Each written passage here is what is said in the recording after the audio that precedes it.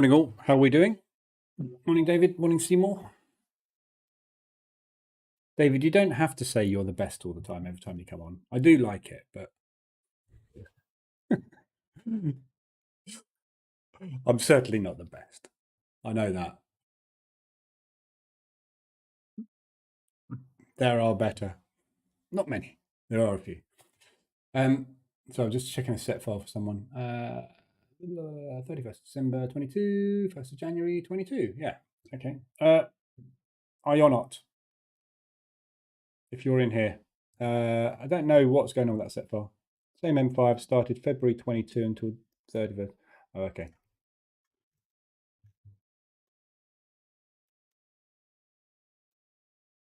Sorry, just testing a set file for someone. Right. Where are we? Okay, so this morning we had Aussie dollar. I can't have a conversation in support while I'm in the live room. Aussie dollar we had this morning. So interest rates this morning went, interest rates. Inflation for the Aussie dollar went up to 7.3 this morning, up 1.2. That's a big jump. Big jump. So what that indicates is obviously inflation is the key driver for interest rates. The higher and faster inflation increases, the more interest rates need to be usually put up. There's lots of different tools banks have in place, but there's lots. The main tool they use for confining inflation is interest rates. So the fact that this has gone up so much came out. This is a yearly figure, but it is obviously high. I think that means the Aussie interest rates are going to go up a bit faster. So we didn't get much of a reaction to it this morning. We've had obviously a positive move there, as you can see on the Aussie CAD. The reason I'm looking at the Aussie CAD is because I've got that on short. Aussie Swiss, bit of a push. Aussie Yen, bit of a push. Aussie New Zealand, bit of a push. But nothing's hit ADR. So the market didn't have a massive reaction to this. Mainly because it isn't actually much out of forecast. We were forecasting 7.2, we got 7.3. So yes, it's a positive, but it's not much. We were expecting it to go up. Yeah, so why does that say 6.9 to 7.3? That's a 0.4 increase.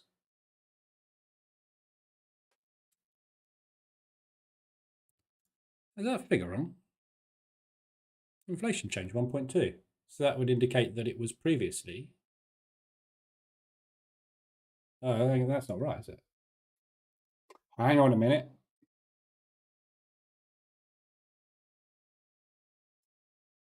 I'll have to look at my spreadsheet. I don't think that data's right, is it?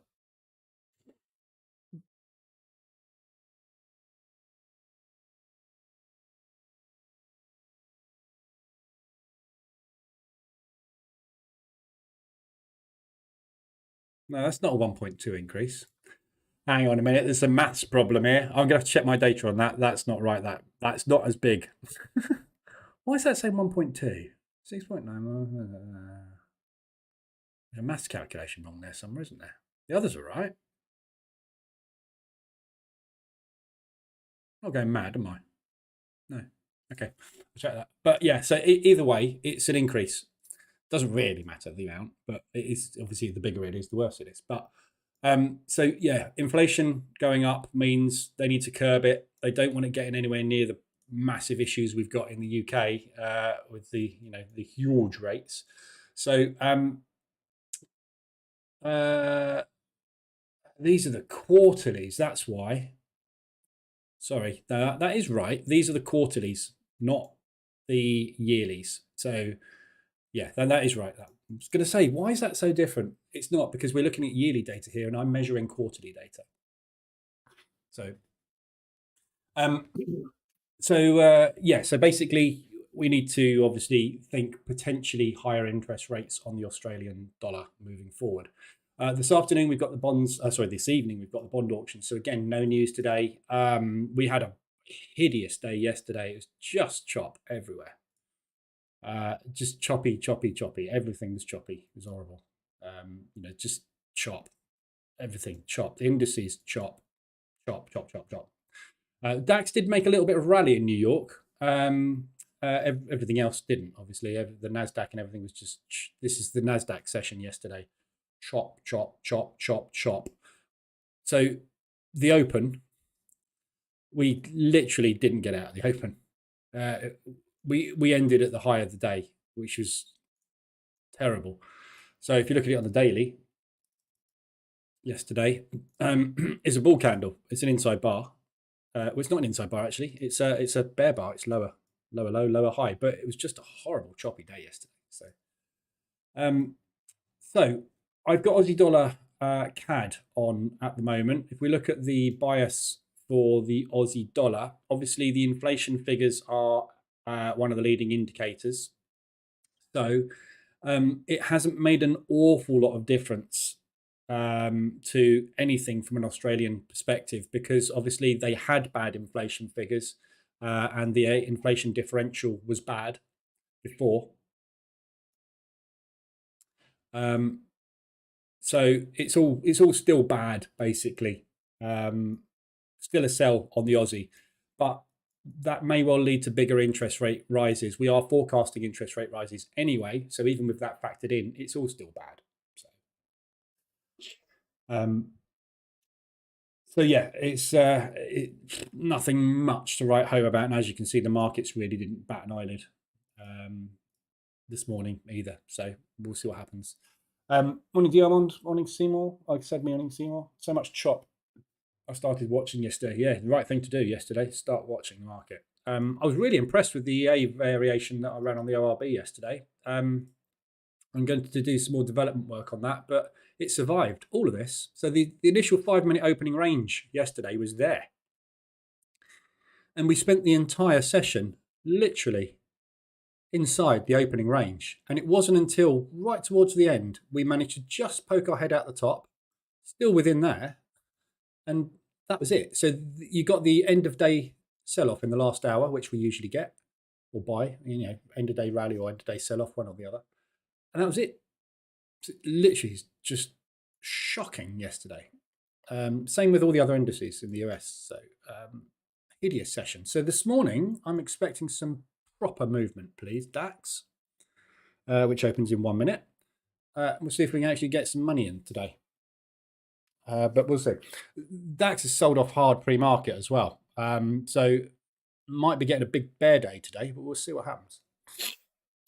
Morning, Stevie. So looking at overnight activity, again, no ADRs, nothing's hit weekly, nothing's hit monthly. This is the flattest January I've had on record, I think. We're only 11 days in, but it's just dead, isn't it? Dead this week. So nothing to look at on ADRs, nothing to look at on the weeklies. We've only got the one RSI extension, which is the euro yen on the 4 hour. So that's extended. So potentially looking for a drop here, but this is just grinding at the minute.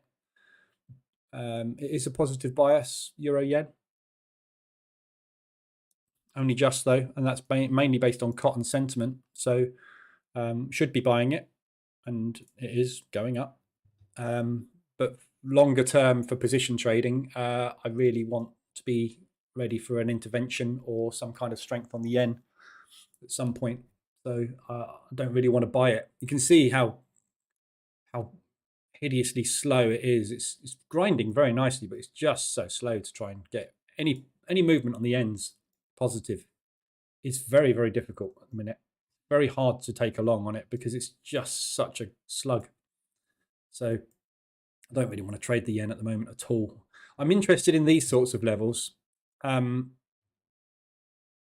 When we get into these support resistance areas, that's looking like potentially a nice reversal there, but you kind of want the rest of the yens to back it up. And the problem with the yen at the moment is the rest of the yens have got a long way to go to, if we are going to retest this propulsion area, they've all got that to do.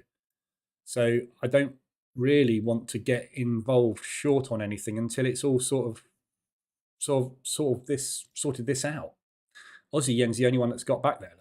All the others, we haven't even got back to that high spike yet on the pound yen. New Zealand yen hasn't got back there. US dollar yen double topped it. And again, that's another reason for going that way, isn't it? So yeah, don't really like the yen at the moment. That's the only thing we've got lit up. So there's nothing to look at. It's a nightmare today. So I'm going to go through buyer scorecard, intraday sentiment, and have a look at all that. Have a check to EU, EuroCAD, AU, GU, and EJ. No, I've only just come on. Give me a chance. I haven't looked at anything yet. We'll look at those. I'll make those my priority for you. I just want to watch the open on the DAX for the first few. Sluggish today as well. For the first 5 minutes and just see where we go. I want to see if we get some volatility on the DAX this morning. But yeah, what a week.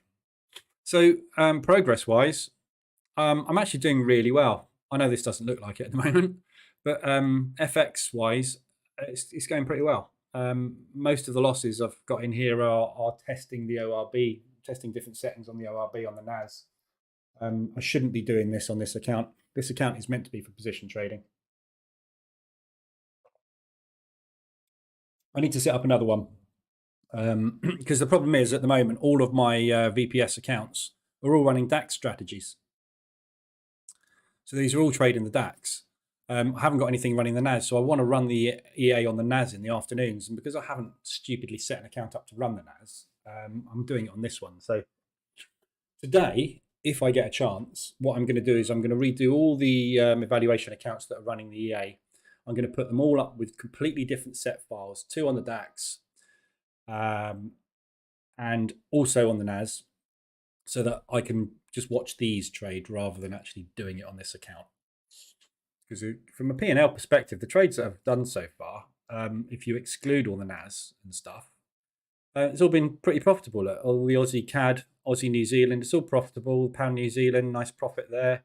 Pound US dollar, we got a couple of losses on the pound US dollar. But all the actual losses are all on the experimental trades, which I'm doing on the indices. So oil so far banked. So New Zealand CAD, there's pretty much break even. No, I'm profitable on that as well. So every FX trade that I've taken is profitable. That should be a pass, but this is titting about with the EA, so not really a fair representation. So what I've got on at the moment, while we're waiting for the opening range to go in, overnight news. Just cover that quickly. Nothing that I could see. Vilroy was talking this morning. Couldn't see anything in there really influential at all. Aussie retail sales were up, which is good. So there's a few positives coming in for the Aussie. So we might see a shift in the commitment of traders on the Australian dollar. But other than that, there's nothing else I could really see in here of any interest whatsoever.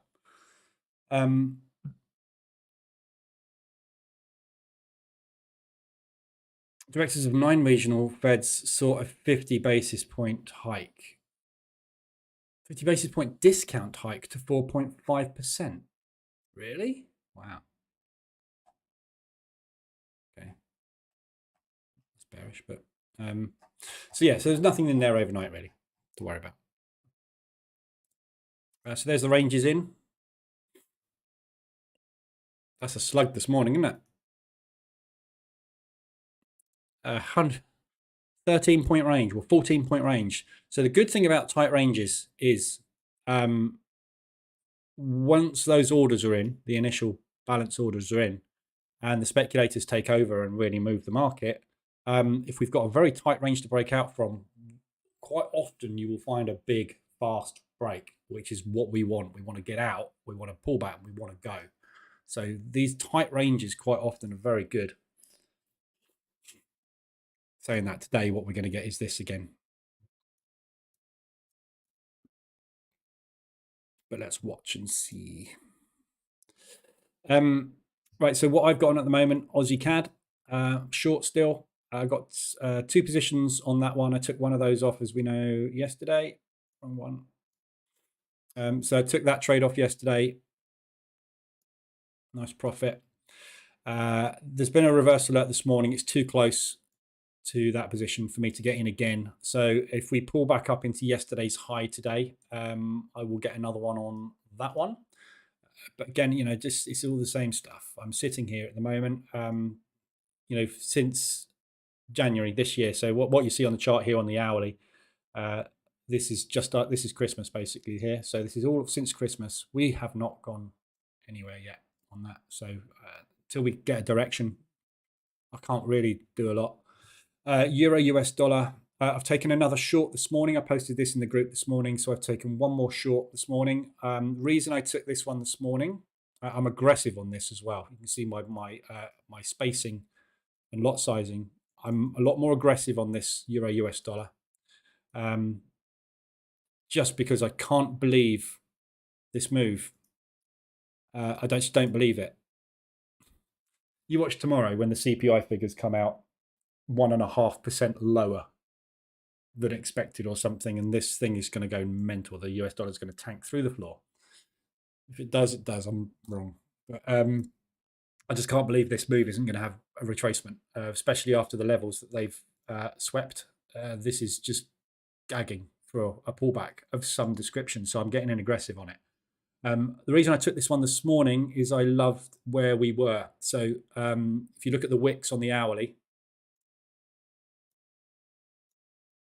last 3 hours, yeah, we've pushed up, tried to get to yesterday's high, rejected. So the sellers in Asia are not interested, and the reason they're not interested is because we've pushed and pulled. Yeah, we've made a lower high. Sellers stepped in and said, "Nah, you're not taking us out." Their liquidity's there. Remember, everybody that's moved here, their liquidity's sitting there. They tried to attempt to run it. They weren't allowed. More shorts were added. More liquidities added here. They've tried again to run it. No, we're going short. So this looks to me three lower highs in a row. It could be the start of the move, but equally, this could be a trap where we are accumulating. Yeah. And when we're in accumulation like this is a reverse wick off spring. So this is a bearish wick off spring. You basically will now have a move tomorrow, which does this, takes out all liquidity, and then makes the run. So there is that danger. But it's a textbook bear move. So we'll see. Doesn't always work. Short on the DAX. So let's see if this is a fake out this morning. Looks like it to me at the moment. 1 minute left on this candle. So there's a fake move. Right, so you see that. This is absolutely typical. And this is why I say wait for candle close all the time. Less than 10 seconds to go on the candle, it was here. Right, last 10 seconds, they pull it up into a bull candle. So they're enticing everybody in short for that entire candle. Liquidity there. Pop. Sneaky buggers, isn't they? Sneaky. See, so there's your 10-minute opening range in. So yeah, I really like that as a short, but there is that danger of them coming and taking this all now. There's a lot of pendings up here. There's a lot of liquidity sitting above, and there's a lot of pendings looking to trigger there. So there is a lot of orders there. So it's a target. So we'll see. But if that does push up, obviously I will get out. I'm putting only 0.5% risk on this one. So if this pushes today, I'm out anyway, with a big loss, unfortunately. But it's high risk. This is an evaluation account. I need to pass it. I need to trade it within a time limit, which encourages you to be over eager. Pound New Zealand, again, stuck in it, been in it for days, just not going anywhere. I was in here, I'm still in it. 5 days, just can't. It's not moving. Can't make any money out of it. Pound US dollar, same thing. Got 3 on this. Waiting for the move, especially from the pound, because the pound's so weak. But again, no news catalysts. Thursday, we're waiting for tomorrow. New Zealand dollar CAD long, same thing. Since I got into this trade here and I missed that profit target here, got out with a profit, had a second attempt, stopped out, had a third attempt, broke even because it didn't like the price action down here, pushed up, got into another position, 2 days, 2.5 days, not gone anywhere. Can't make money when the market doesn't move. This is what forces people down onto low time frames where they rip you to pieces, because if they don't move the market in a direction for the trend guys, everybody has to go mean reversion. Mean reversion strategies, when you use a stop loss, just die. It's very hard. Mean reversion with a stop. But as you know, I don't do that.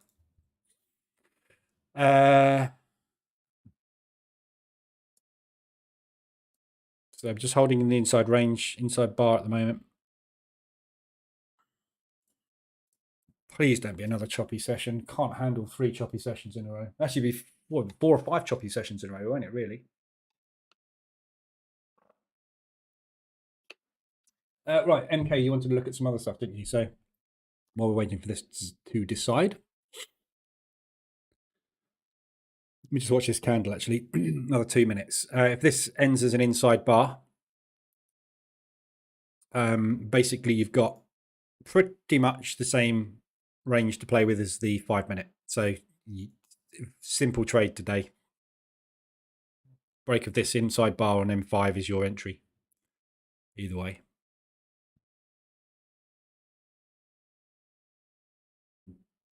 Nice and easy, assuming it doesn't just do this. I don't know what's wrong with the market at the minute.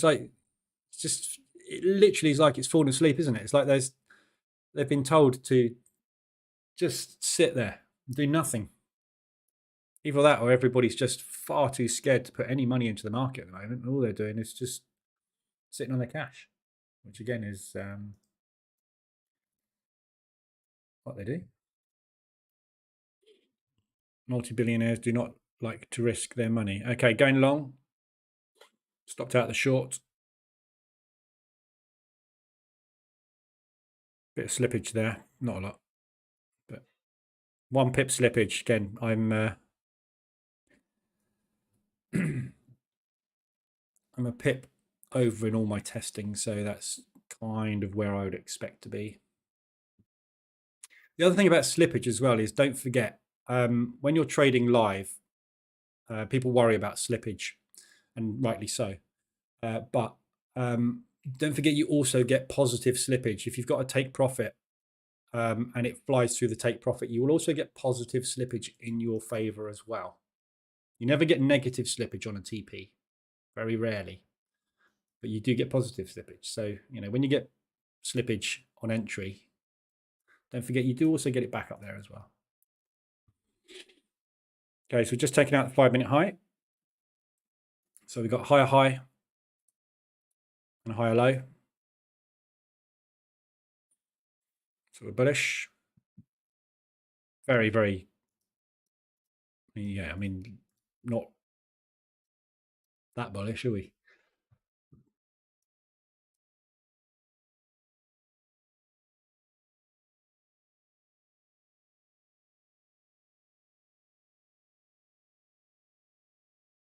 Just wait for that to pull its finger out. So Euro CAD I've looked at. Sorry, no, I haven't. Euro US dollar I've looked at. I'm just looking at MK's ones, what he wants looked at. So yeah, Euro US dollar, obviously I'm short on. I'm looking for propulsion gap fill off of the unemployment figures. Second day push was strong. So that is obviously where we started defending this buy. So there's still buyers in the market, but there are also a lot of people now looking to fade all these highs that we've come up and swept. So minimum play would be down into here as worst case scenario if we're going to do that. Today, I think there's a chance of an ADR hit potentially ahead of tomorrow's CPI, because anybody long on this that wants to bank ahead of CPI will probably do it today, won't they? Maybe tomorrow morning. So some kind of move down potentially could be on the cards today. But obviously tomorrow when the CPI figures come out, it's going to fly one way or the other depending on what we get. There's a lot of speculation that the CPI figures are going to be a lot lower than expected. So we're anticipating a drop on CPI tomorrow. But there's a lot of people expecting a very fast drop, like not a 0.1 negative, like a 0.5 or more. And if we do get that, that could be quite bad for the US dollar. So we'll see. Oh, it's another chopper. Look at it.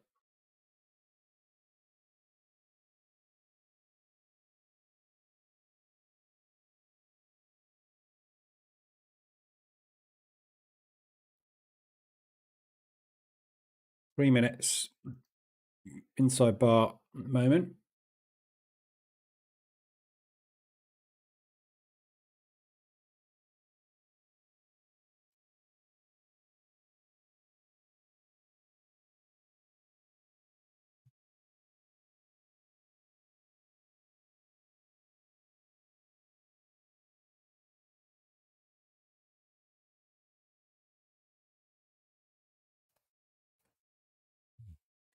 Look at this thing.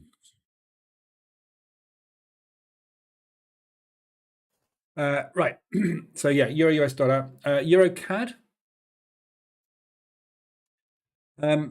So bias on the Euro CAD is range bound, very, very, very range bound. You've got all the speculative money on your side. So from a perspective, a fundamental perspective, there's not any advantage either way, really. But from a institutional perspective, it's a big long. From a retail perspective, it's a big long. So you find that retail are all short at the moment on Euro CAD. Wherever we are, Euro CAD. There. So retail is 77% of retail positions are short. They're always wrong, aren't they? So you want to be going against them. So again, it's a long at the moment. Not from a fundamental perspective as such, but you can see obviously you needed to be longing it and it's going long. You've kind of missed it. So morning, Kenny. So yeah, you've missed it basically. It will probably pull back, but I'd be looking for long opportunities on it. So yesterday's low, ADR, any RSI extensions. Just look for long entries on it, basically. So wait for a pullback into that propulsion gap for a long. It may well just grind up into there. So you could have half an ADR long out of it from here, but nothing exciting. Aussie dollar, US dollar. So this fundamentally and technically is a short at the moment. It's the biggest sell out there at the moment. One of the biggest sells out there at the moment. God, look at this inside bar on an ins.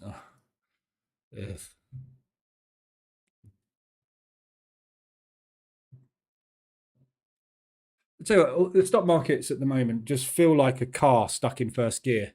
They literally cannot get anywhere. It's either a case of you press the nitrous button and do that, or you don't do anything else. It literally is like yesterday's NAS. There's one candle, and then the rest of it is just not quite sure what to do. It's like a load of noobs sitting on a dealing desk at the minute. Aussie dollar, US dollar, yeah, is a big short. The hourly reversal alert was on, actually triggered on Tuesday after the unemployment figures. So again, Aussie US, the same as all of these others, Euro US, Pound US, everything US. We're anticipating a fade based on US dollar strength. So we had nothing but positive news coming out on the US. We're expecting US strength. We got a negative reaction to positive news. This was negative. The PMIs were negative, but everything else was positive. So we got a negative reaction to positive news, basically, overall. Force move. So yeah, looking for fades. So I'm short on that one. I'm short on Euro US dollar, but Aussie dollar US dollar, again, it's a lovely short. So the reversal alert on the hourly was on Tuesday. M15 reversal alert was you had one up in here, which got invalidated by a new high, and that was a second. So there were your reversal alerts on Monday. But like everything at the moment, it hasn't gone anywhere. So you can jump in on it now. I mean, this is a retest of a retest. Look, so you've got the reversal alert. It retested. Yeah. And now we're coming up and retesting. So if you just extrapolate that into a wider M pattern, now, today, is just as good as where you are right now is just as good as if you'd have got in on the initial reversal alert on Tuesday. It's the same level. Take it.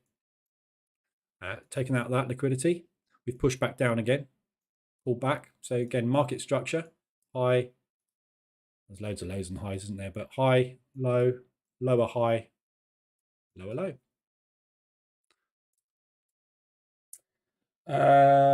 GU, just briefly looked at, but same story. I'm short. I'm 3 short. I've been 3 short since non-farm payroll on Friday. I've been 2 short actually. I'm 3 short since Monday. Yeah, waiting. Same, exactly the same. You can pick any of those as a new high, can't you? Really, but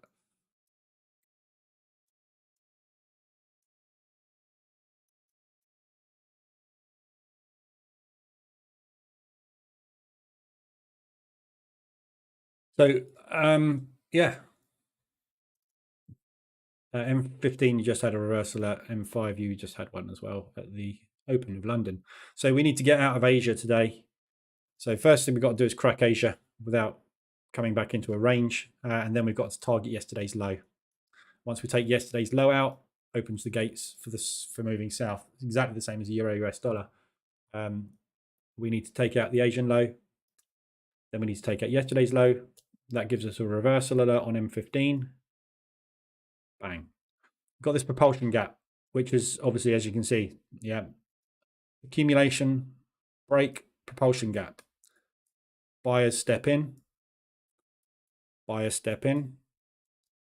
Likely, and this is why we get the double bottoms, buyers, or triple bottom in this case, buyers potentially will step in. If they can get overpowered, they have to get out of their positions, turn into sellers, we flush. So waiting. Just waiting. I just feel like this is, it's my life at the minute. I'm just waiting.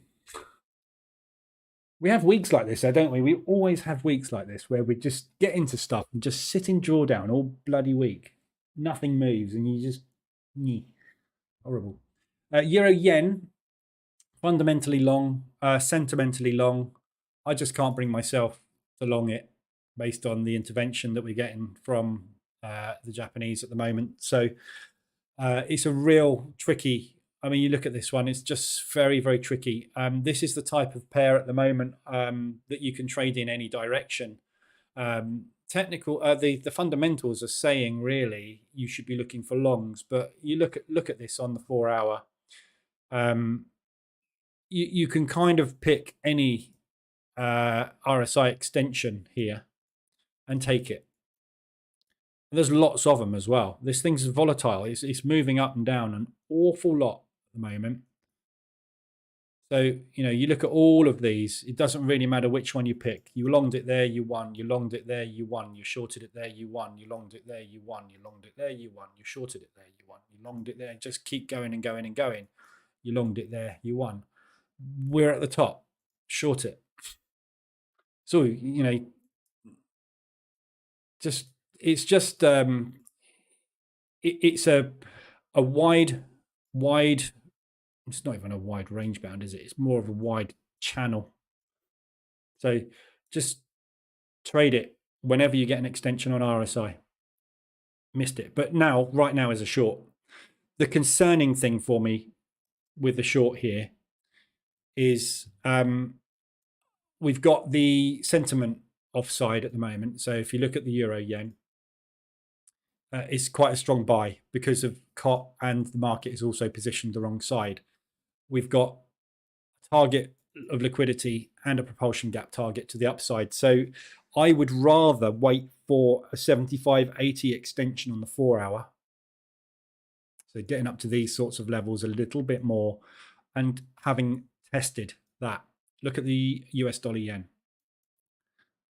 Yeah. So we're here at the moment on euro yen. That's where I'd like to get to for a euro yen short.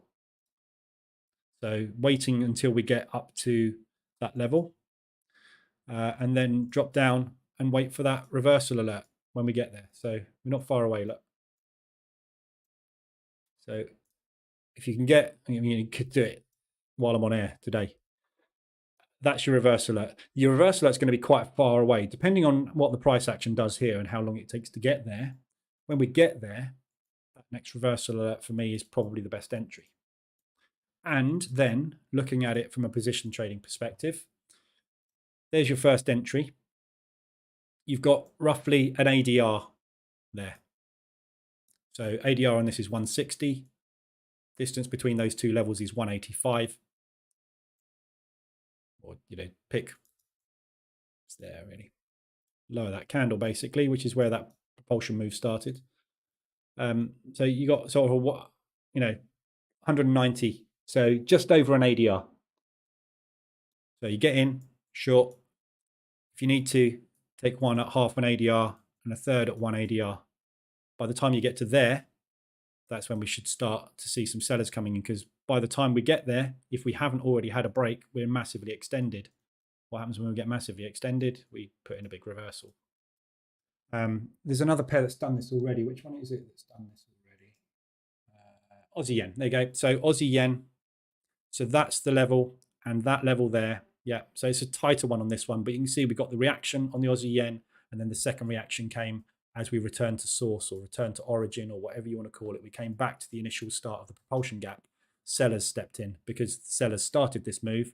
They didn't manage to hold it there. They still want to be short, because when they get above there, they're invalid and their trade is over. So they're doing everything in their power to keep it under this level. Somebody asked me about order blocks in the Telegram group this morning, and I think that's what you call an order block, isn't it? Is that an order block? Anybody do ICT? I don't know it enough. It's all market structure to me, but I think that's what you call the order block, isn't it? I don't know. Somebody asked me if my indicators are order blocks. I don't think it does, because I don't think it's the same thing.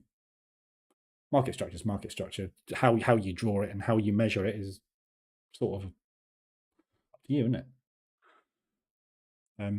You could call that candle before the last green one an or whatever, and that's a market structure break. You could call that candle a market structure break. This how you measure it and do it is just up to you. I use my way in. But anyway, so yeah, I to answer the question about euro yen, that's the way I see it at the moment. We might not get there, and it might just collapse from here. We're extended, so there is a chance that we're going to start to see some kind of sell-off. But don't know. Oh my god! Another one of those sessions.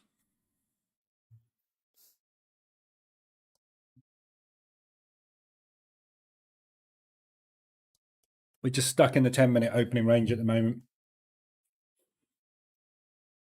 So I'm short and I'm long. I'm hedged.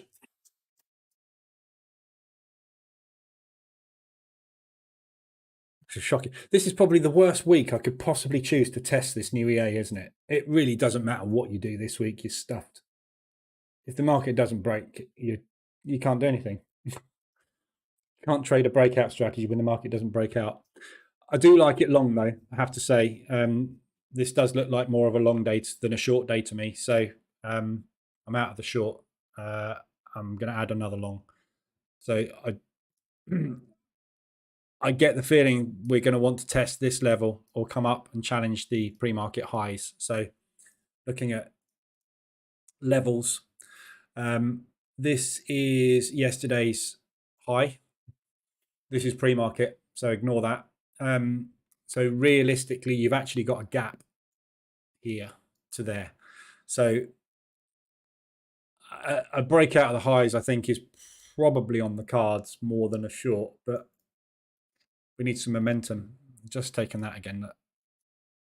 Jesus, another chop day.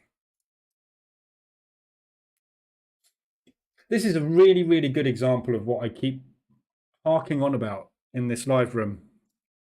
about strategies, and especially what I talk about in the system hopping video, about the fact that you test a strategy, and it doesn't matter how much faith you have in your strategy.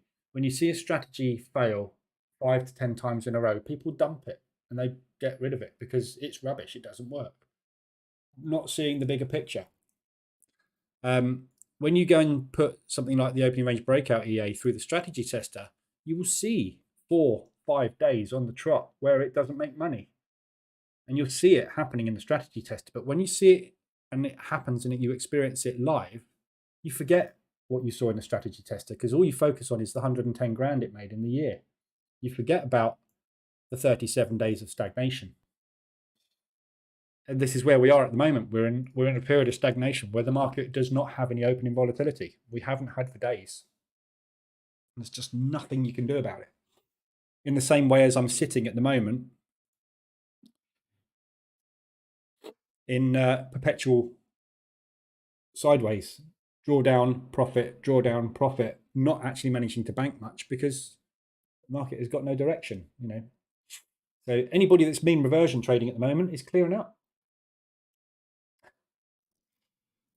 For sure, the wins will come sooner or later. Yeah, you've seen me have them in here. We've had 20% months, haven't we? No problem. I've had 3 to 5% days. No problem. Last week with the EA, we had 2 days where I made over 4 grand. It's just you got to sit through all this. Trying to think of a nice word for it. Waiting for the bloke with his finger on the button for $10 million to press it. Excuse me, got a bit of a snot this morning. Yeah. Ugh. Look at it.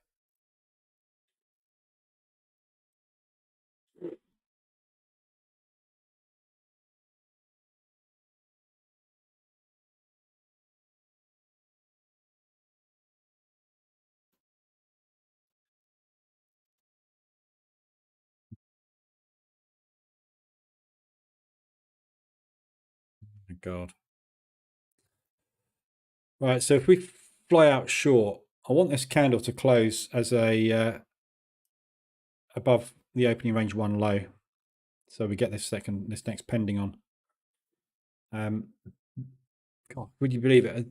What did I say at the beginning of the stream? Nice tight opening ranges like this usually have explosive breaks. No matter how many times you watch this thing and how many times you see it unfold, there's always something new.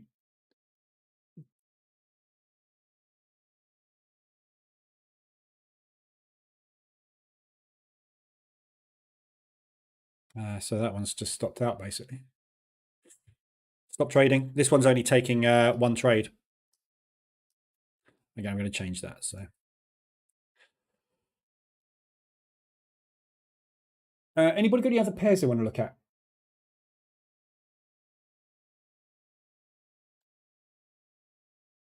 So I don't think intraday sentiment has changed all week, really, because don't want that.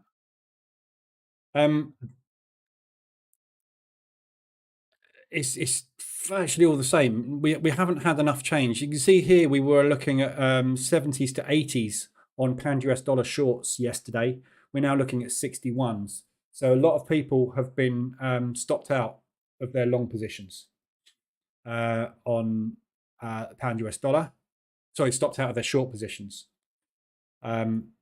Euro US dollar, however, there is still an awful lot of bias short, which is what slightly worries me about this Euro US dollar this morning, and potentially not necessarily getting that move because we've got a lot of the market short on this with a very, very, very easy to meet target. I mean, 1 4-hour candle will take that, retrace, and then get ready for a move. So I'm not sure that we are going to necessarily get this drop today because the sentiment's against us quite badly, and it has been all week.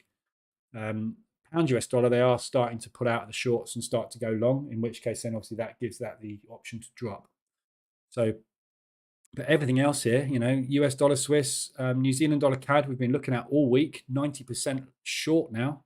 I've been long it all week. And, you know, we just still cannot get that move. There's just no money. They're not interested in doing anything at the minute. So intraday wise, we're looking Aussie New Zealand. Again, I was in this one, got out of this one yesterday. Thank God. Look where I got out. This is a really good example of propulsion gaps in play. Yeah, the reason, and when you know people say, "What do you use this for?" For targeting and for entries, but for targeting, look at exactly where my stop was, bang in the middle of that propulsion gap. Where did we get the reaction? Bang in the middle of that propulsion gap. So when we test these areas, it tends to do quite often a 50% retracement into the propulsion gap because it's slamming into these sellers. Think of this like what's that material called? That's like a liquid, but it's really hard. It's like it's like a pot of Jello, if you like, but if you punch it, it's rock hard. I can't remember what it's called. Think of it like that. So the market comes slamming into it, and it slows down quickly when it gets in there and pops off because what it's doing is it's hitting a load of limit orders triggering here from the people that started this position to add to custard. No, it's not custard.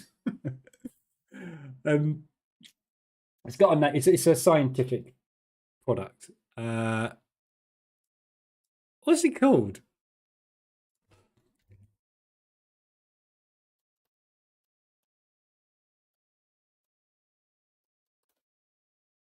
Oobleck. That's it. Oobleck. It's amazing stuff. You've not seen Oobleck? There's a video of it. No. Non-Newtonian liquid. Oh, there's one there. It was punching Oobleck pool. Look. Oh, I haven't even been on the Cotswold Company. Look, liquid, but it's hard. Look. Bizarre, isn't it?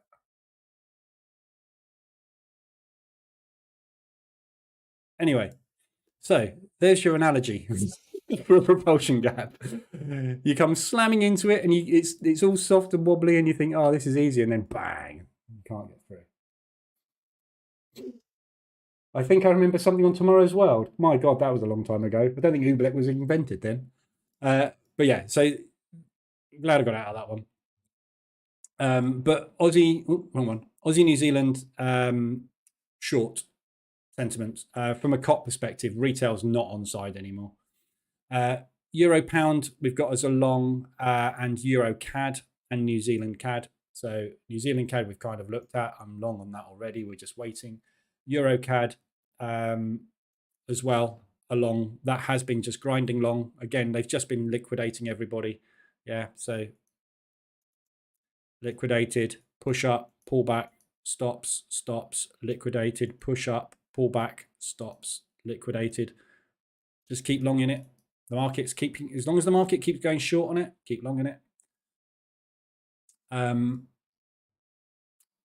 So that's sentiment there. Look, Euro CAD retail is just offside on it. So, and then New Zealand CAD, and then we've got the Euro Yen, which, as I say, technically, yes, it is a long and it is going long, but I'm worried about levels on it. So that is where I want to go short. I've placed the hedging EA on pound New Zealand, so it looks like a massive range. Yeah, so for the hedging strategy with the market reversal alerts EA, jeez Louise. Come on, just break.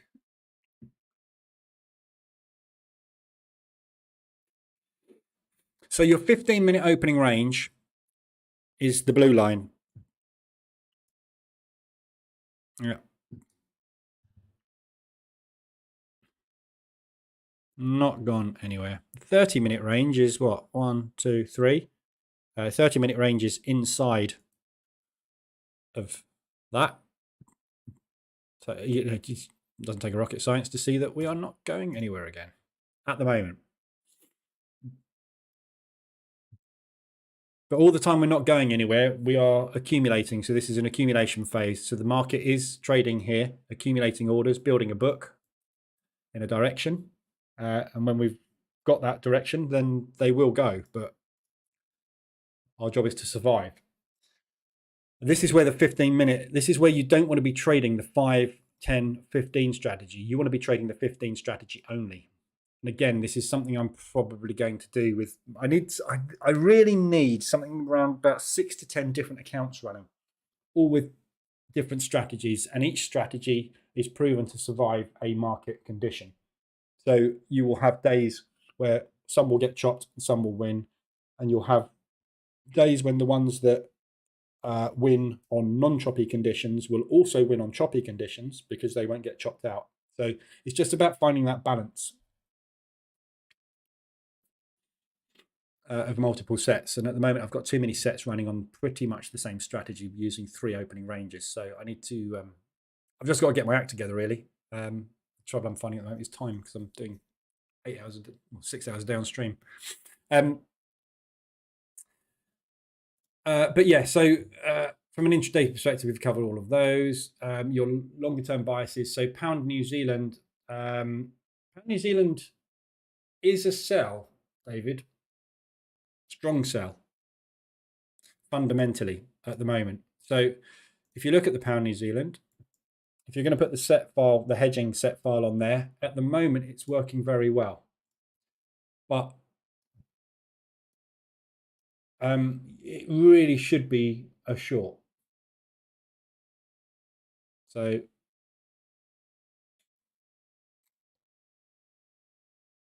the thing you'll find with that hedge set file, and the problem with the hedge set file, and the problem with every set file, is when you're backtesting, you've no idea what the fundamentals are doing. So, but the problem with that set file is when this thing does decide, actually, yeah, I am a short, and it goes like that, you'll get out of all your shorts with a nice profit. All your longs will just be continually buying. So you must have drawdown control in place on that hedging set file of some description to get you out of the squeezes, because we are expecting this to come down. And this is all really based on fundamentals. We've got 3 short on the cot. The rest of that -4 is made up of fundamentals.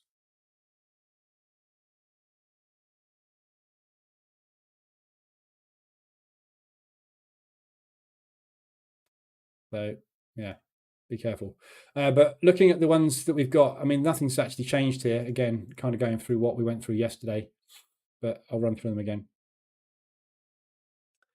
Long trades will have smaller risk.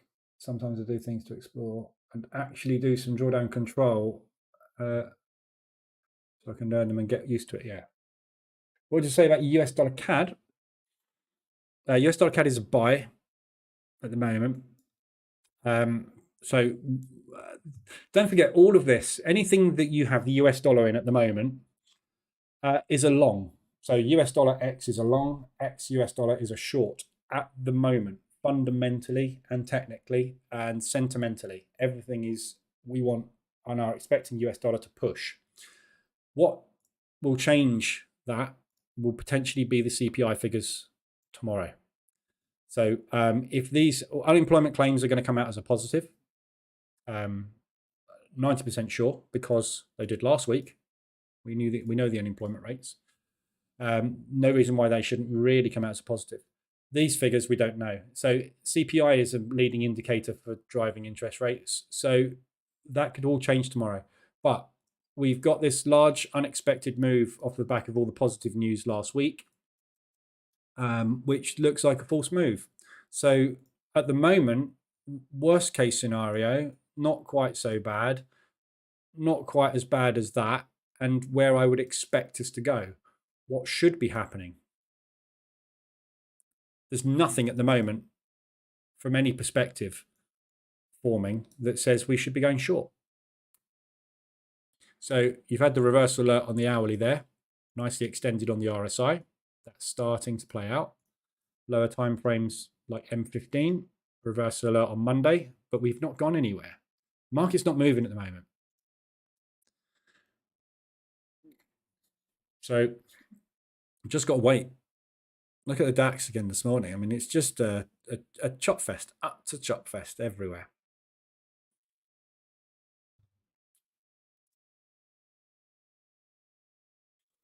I mean, if you're trading this, even if you're, shorting the highs, your reward is a candle.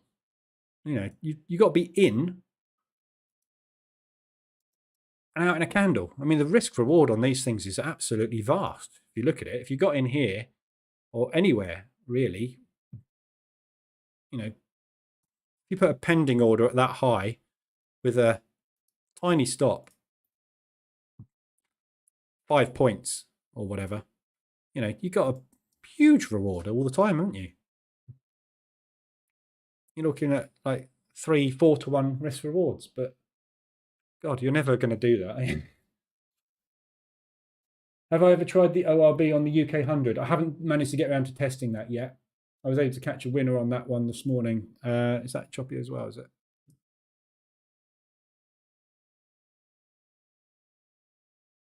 Yeah, nice this morning.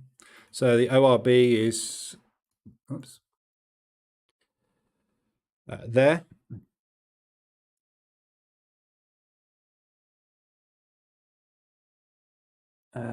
So that's your opening range. So you took the break, pull back, break. So depending on whether you were using a 100% stop or you were using a percentage stop somewhere in here, you either got stopped out and re-entered and went long, or you just got in, didn't get stopped out, and you're in profit. The problem with this, with the FTSE, is it's so slow. But compared to the DAX at the moment, obviously, it's faster at the moment. But normally this is a lot slower, the FTSE. I find it the most difficult thing to trade, the FTSE. I don't actually trade it at all because I just find it really hard and really slow. But yeah, it'll work. Opening range breakouts theory on all stock indices is exactly the same. Yeah, you can see the volatility. That candle's bigger. Obviously, it's a small one today, but the theory is exactly the same. At the open, the opening cash balance orders from overnight get executed. This is why we get the high volume, and then the speculative trades take over, and that's when the move starts. So the strategy on all indices and the way that all indices are traded and executed by the banks is exactly the same. So it doesn't matter which one you use. It's just that, I mean, the NASDAQ is the most volatile, fastest moving in the world. So you're always going to make more money on the NAS, but it's always going to be choppier and riskier to trade. That's what it's all about, isn't it? Risk. So. Kenny, ooh, she's a gold digger. Now that digs on me. I think, speaking of gold, what's happening with oil? Let's have a look at oil. Oh, hello, oil. Oh, profit. Hey, look, profit. It's a rare thing. And this is the other thing that's doing my head in at the moment. Everything's doing my head in at the moment, but this is specifically doing my head in as well. Look, got into oil on, when did I get into oil? Had a non-farm. So Thursday, I guess, I got into oil. Probably there. And I've been sitting in it for a week. And literally that move there. Again, look at where my TP was. The importance of propulsion. Yeah, my TP was there in the propulsion gap. This accumulation before the propulsion gap. Actually, then my TP was actually there, but that's where I took it off because we hit the propulsion gap and the sellers started to step in, out. But that's all I've got. That I've been sitting in these two, looking for that move to the upside all week, and all I've been doing all week is going into profit, going into drawdown, going into profit, going into drawdown. Now I'm back into profit. Give you 3 guesses as to where we're going this afternoon. It's just total chop fest. Symmetrical triangle formation here as well, guys. Yeah, this thing is going to break. Just hope it goes the way I'm expecting it to go rather than down.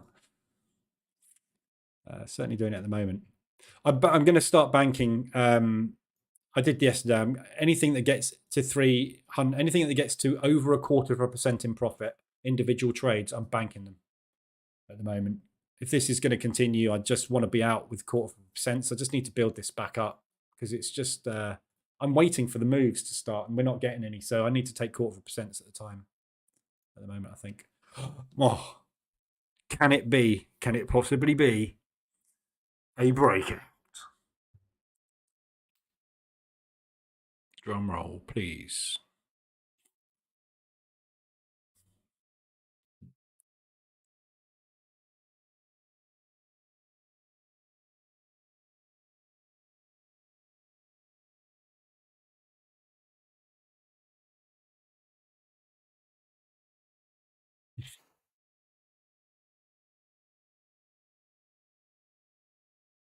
Tumbleweed.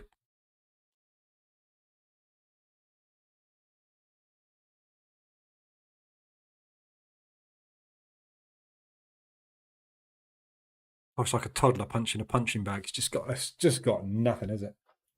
Do you see 1885 as a selling point on gold? Let's have a look at gold.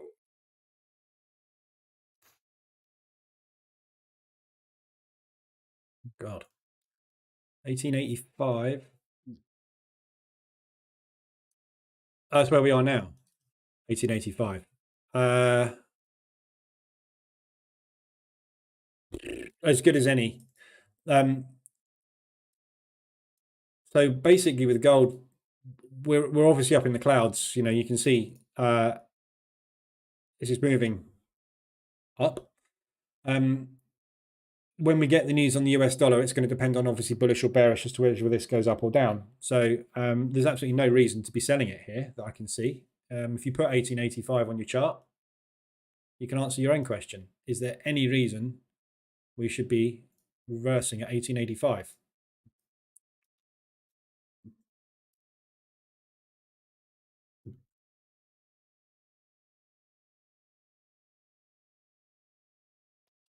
Maybe. Not particularly convincing, is it? There's not liquidity here. This is going back to June. There is no liquidity sitting here. There's absolutely no reason for 1885 to be a level.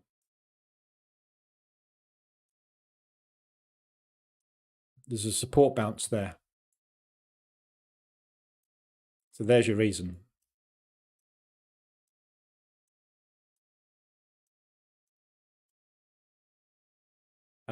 Any level can be a turning point, obviously, but there's no real case for that, is there? Specifically. Those are the levels I would be concentrating on. So if we, again, this is all going to be based on that. What's going to happen with the US dollar?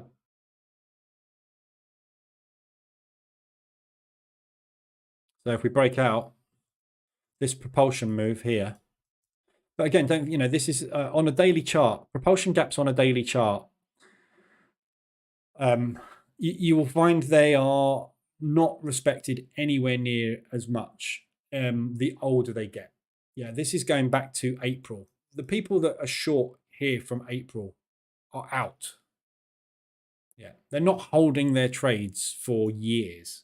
Yeah, they're short on gold for a period of time and then they exit, usually within a month to a quarter, which is why the 72 and the 24 are there. So there's no real reason that propulsion gap will do anything on the daily. Levels will do something because people will be putting limit orders there because everybody's seeing the level. I mean institutions as well. That's why you're going to get a reaction around about the 1980 level. 1980 to 2000. But it could well react from there, but there's not really going to be a reason it will react from there, is there? There's nothing technical at that level. It's just a point which might turn. It might turn because they're doing an Asian stop run. So everybody in Asia that took profit there and saw the short ad, went short, put their liquidity there, and they've just had that run, that could be a reason to come down. ECB's Holzman, it's too early to talk about terminal rate.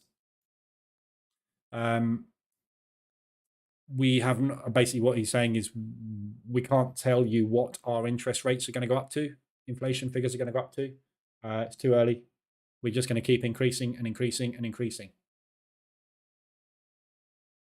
This is all bullish. This is all bullish for euro. They're very, very bullish on the euro at the moment.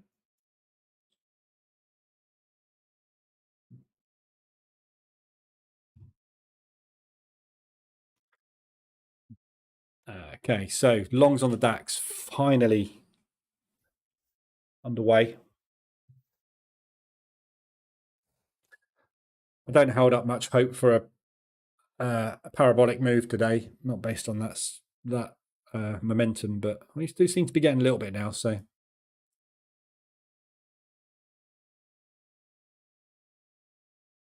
many stop outs did I get on that? 780.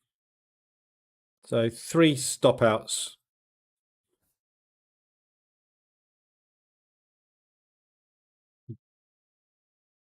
So pretty much almost back to break even basically on this trade. So if we can get a decent run on this today, this will be a nice ORB today, finally. It's just so painful at the moment, isn't it? It's just this, you have to sit through this half an hour of pain. At the moment, you kind of want to be taking the 15 and 30.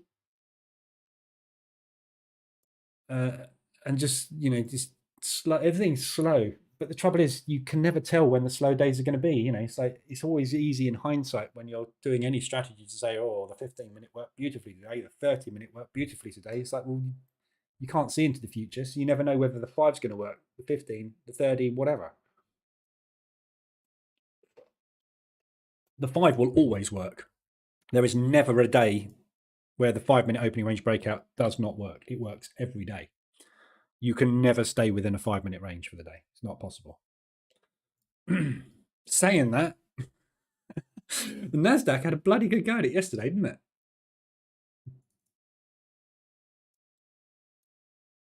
We weren't far off, were we? There's your 5 on the NAS.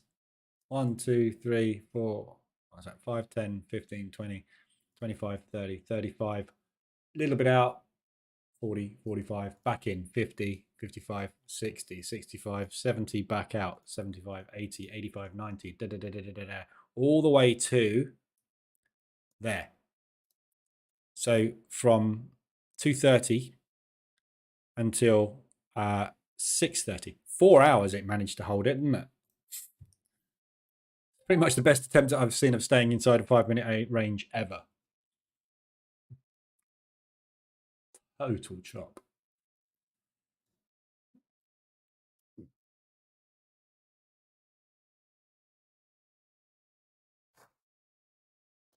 So just approaching break even now. So got some trades getting close to profit. Euro US dollars coming down nicely. Pound US dollars coming down nicely. So we've got some US dollar strength coming through this morning. US dollar CAD pumping. US dollar Swiss will be pumping. All good. Aussie US be coming down. Is this the day we get the pullback underway? Be nice.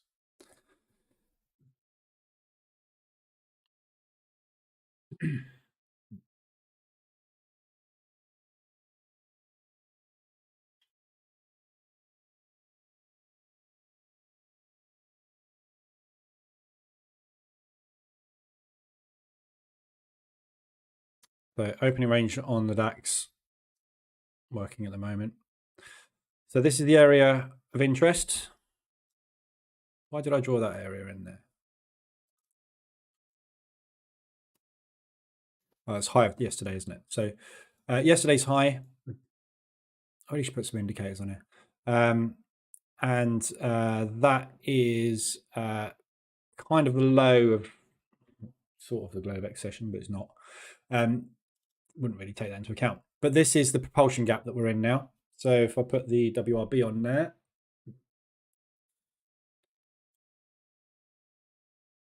I'm going to set for it on this one. I'll tell you what, let's do this on the on the other account. Oh no, let's do it on there. Oh, let's set it up on here as well.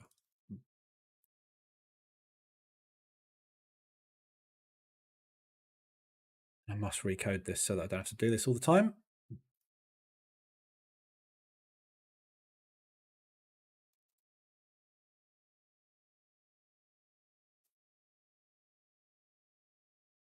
So this is a propulsion gap. Oh, by the time I put the indicator on, we've gone through it.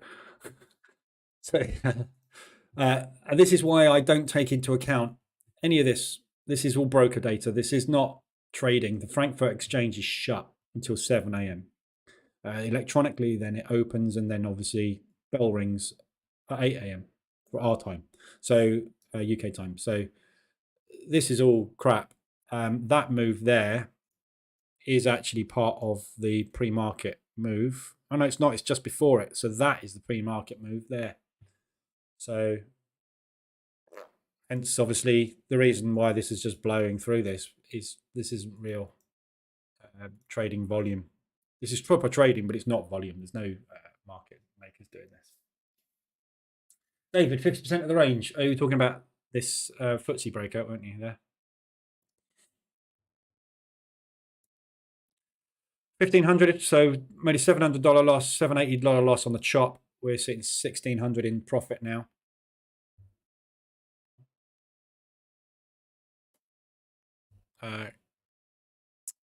So obviously yesterday's high has just been taken out quite substantially. God, that took a long time, didn't it, this morning? So we'll let that run. Your US dollars stuck. So again, reason, if you look at all the euro pairs, somebody was asking the other day about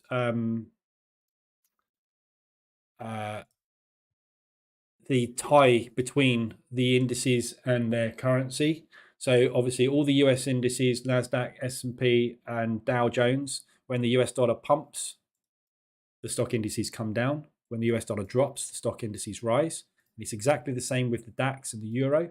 Euro will come down when the DAX goes up. When the DAX comes down, the euro goes up. So they're inversely correlated. So all indices are inversely correlated. The FTSE is pumping at the moment. What do you think the pound's doing? Yeah, so they're all inversely correlated. Doesn't help you in any way, shape or form, because all it is showing you is an inverse version of the chart that you're watching. So you can look at this. There's no way of going, oh, I need to sell the pound. You've missed it. It's already going.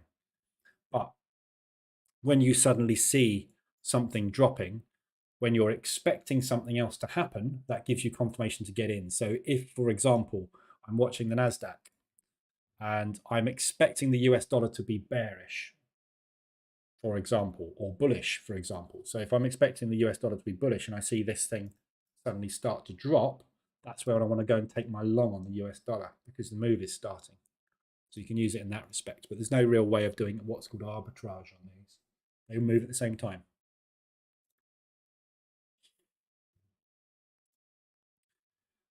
So I can't see there's any shorts here. There's no liquidity there, I doubt, because there was no opportunity from when we made that high at the end of the session. You know, we had like 25, 30 minutes into the session. There's no opportunity for people to go short and stick liquidity there. Hence, this has just blown straight through it. Any limit orders sitting at those highs that have been placed are all gone. So this looks to me like we are probably going to get a breakout continuation move today. So this is worth letting run. I need this to get up to 2,780, and then it will shut the trades out, because my target is to bank $2,000 a day. So this will auto close for me when we get there. All profits locked in, stop losses locked in. So can't lose, just need a pullback momentum continuation move, basically, just to get the target. And this is what is the frustrating thing about the opening range. It's the frustrating thing about breakout strategies in general, is they are frustrating, because we know that 80% of breakouts fail, because breakouts are literally liquidity runs on stops. and pending orders, which is why the breakouts always fail most of the time.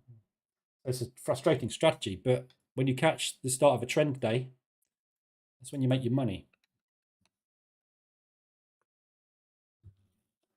I think this one's set to auto close out. I can't remember.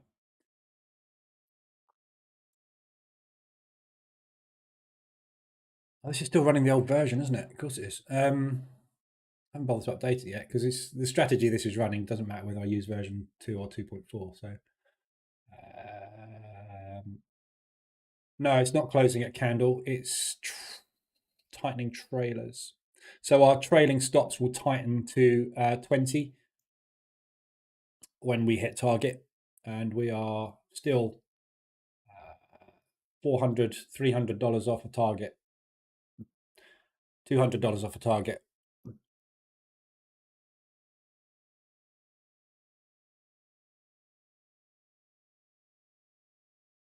Let's watch this one, I suppose.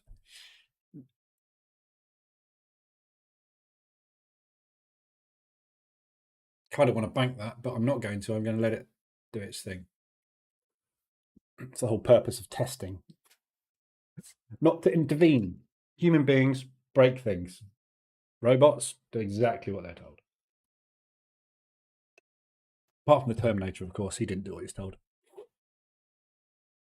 Speaking as if it's real. I live in sci-fi land, so. So we've got some decent movement coming in on Euro US dollar. Pound New Zealand's dropping nicely. Pound US dollar's dropping nicely. Nasdaq's pumping. DAX is still pumping. So yeah, just hanging around really. Anybody got anything else they want to discuss, look at, share?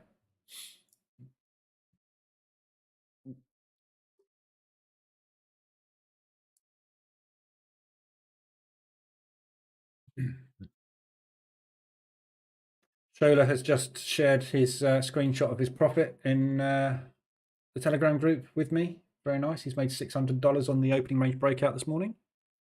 Very nice.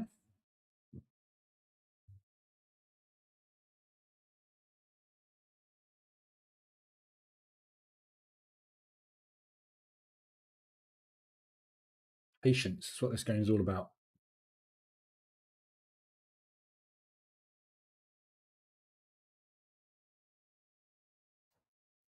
So just retracing at the moment. So what I'm looking for and hoping for is that. So trailing stops are at 40 points on this particular strategy that I'm running. So when this candle closes in a minute, depending on where we are, the trailers will only move up ever so slightly. So the idea of this one is to, there it goes, so the trailers have moved up to there. So the idea of this version of the strategy is this is going for the run, basically. So we're looking to try and get that trend day where we get the big runs. And obviously every strategy variation of the opening range breakout has got a plus and a minus. The minus of this one is you get large profits which get taken away from you on reversals. Nothing you can do about that. If you want that not to happen, either close them out up there at a target or tighten your stops and use a tighter stop. Those aren't going to allow you to get the runners, but you're going to be more consistent. So this one, the idea of this one is it's going to bank very large days. It's going to bring me those 3, 4, 5K days. The other strategy that has stopped out today, that is a tighter one. It's designed to grab much smaller gains much more often, but it doesn't survive chop. So the disadvantage of that is it doesn't survive chop. The advantage of it has more positive days than negative days. And there's other variations of the strategy, which are kind of a hybrid between the two. So there's lots and lots and lots of variations. And obviously, depending on how you set these settings, will give you those. And this is what the backtesting is all about. Identifying which, some people like a positive strike rate. Some people don't care if they've got a 30% strike rate like me. Trend traders, 30% strike rate is good. Some people want those big days, in which case that's what you're going to get. If you want a high strike rate, you need a tight stop. If you want very slow, consistent growth, you do not want to take re-entries. You only want to take singles, and you'll either win for the day or you'll lose for the day. But overall, you'll have a net return over the year. So again, I can't give everybody the set file for them. You need to test all of these and come up with the ones that you think work for you. They all work. It's just a case of your mentality, your psychology, basically.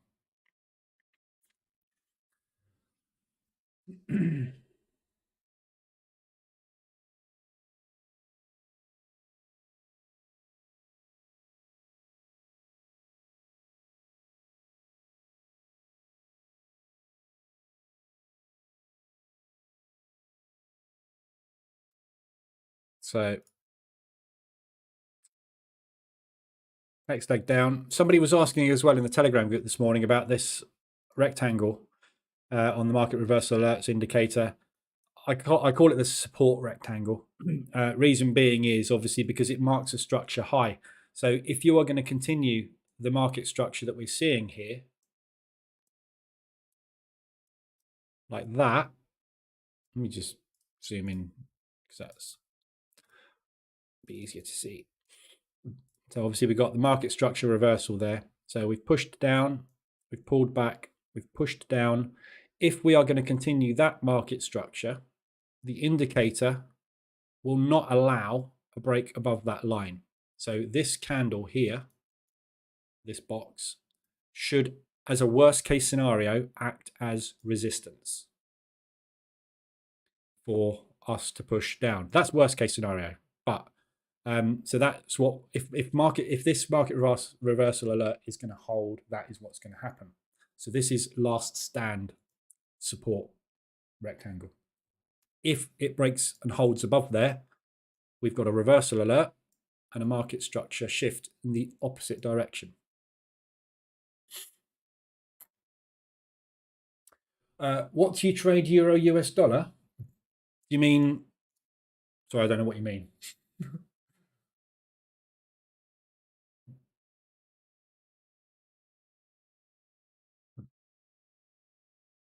I don't know what you mean. You have to clarify that question.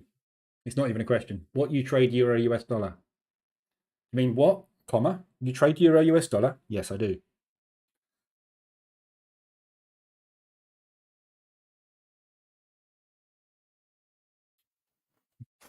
Sorry, I don't get it. Clarify.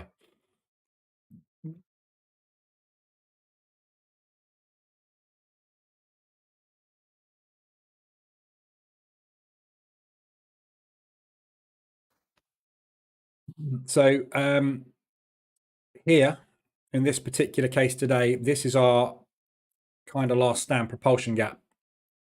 This is obviously the main propulsion move of the session so far. So my stop obviously is underneath there. So hopefully, if we aren't going to continue the move and we're just going to flip flop now for the session, looking for that to act as support today and hopefully get just a little bit more of a push. Looking at the daily, oops.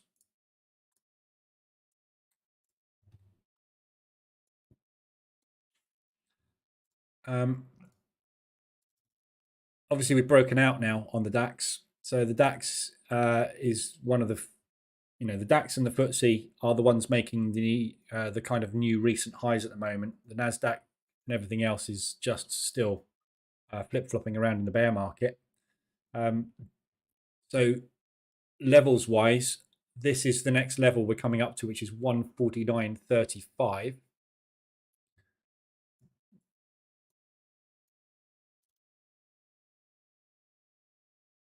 There. So that is the next high, the recent highs we've had on the dailies. So, which is there,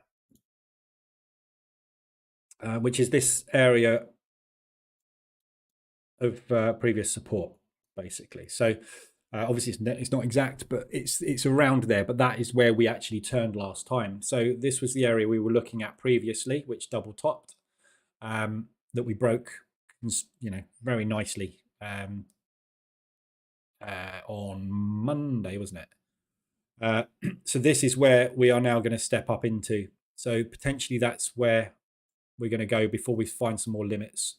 But it's such an uneven level, this. there's no. It's a support area. So realistically, anywhere in here, we could find some sellers coming in. We're extended now on the DAX, so we're due a pullback.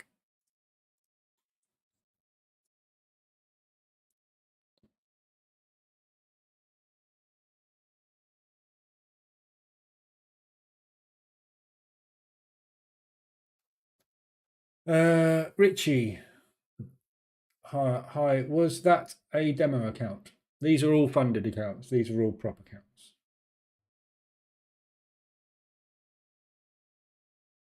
This is my Forex funds.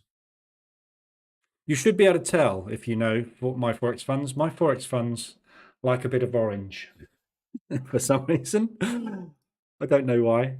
My E8 account.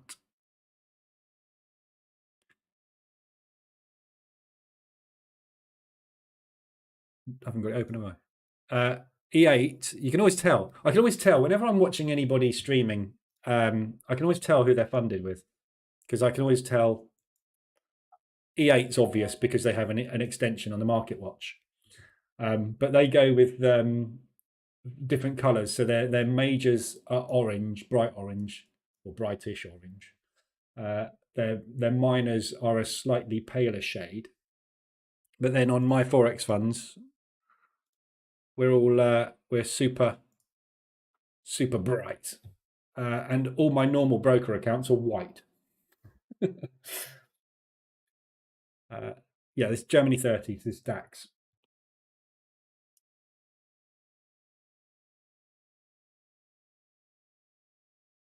Should put that up on the on this one as well, shouldn't I?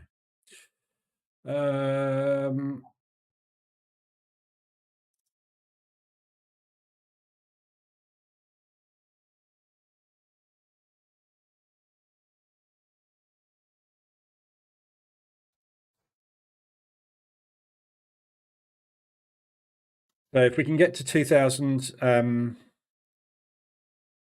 we've got to get 2,780 basically. So if we can get basically kind of around here, when we get up to there, this version of the EA is designed to tighten stops. So we'll be tightening stops up to 20, and then starting to run on tick rather than running on candle close, just to make sure we lock in if we are going to reverse from up here. It'll just lock in more profit, but we'll see.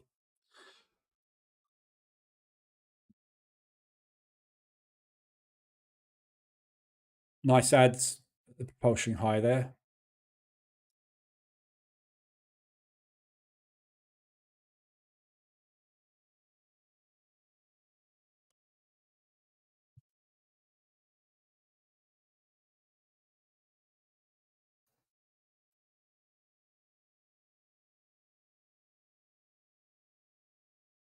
Oh my God.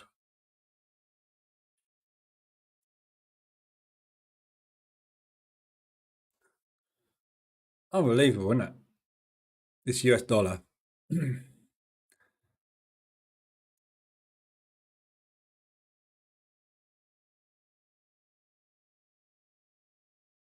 Can't make its mind up at all. Look, it's just.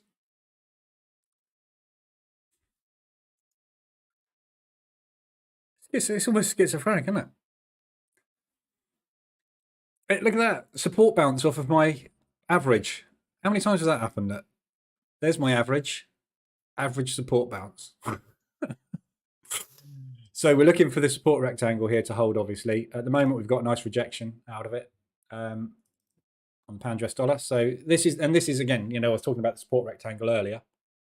This is the purpose of it.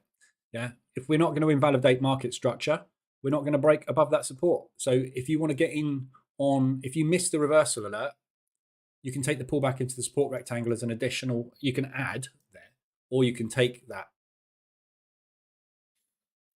I've already covered gold, Richie. Gold is, I don't trade gold myself, but gold is on its way to a level. I can't remember what it was, but yeah, it's a short, as far as I'm concerned, based on US dollar strength when we get it. But don't know when we're going to get it, so I don't trade it. It's obviously a long at the moment, so it doesn't matter. What's my take on gold? Are you trading 1 second, 1 minute, 1 year, 1 day, H4, H5? What's your strategy? What's your take on gold? I can't really help you because I've no idea what you're looking for. Are you looking for an M5 scalp where you make 10 pips, or do you want to get into it and get out of it at the end of CPI tomorrow? My take on it is I'm expecting it to come down based on US dollar strength, based on the fundamentals. But it's not happening at the moment because the fundamentals have gone the opposite direction. The market's gone the opposite direction to the fundamentals. So I'm still bewildered as to why gold price is going up when 50% of the gold in the entire world is locked up in Russia and can't exit. So, since the Russian crisis, the only way gold should have gone is that, and what it did is that. So nothing is actually paying any attention to what we class as normal supply and demand for commodity instruments like gold and oil. It's just not playing ball at the moment. I'd be trading short term. Nice moves on oil. So see if we can get that yesterday's high. We're still pushing on oil. So I'm looking for target of high of the week basically to be taken out. If we are going to continue this move on to 107. Low, high, lower, high, higher, sorry, higher, low, higher, high. That's the level I'm really interested in. In fact, I'm going to put my second TP up there. Just to remind me.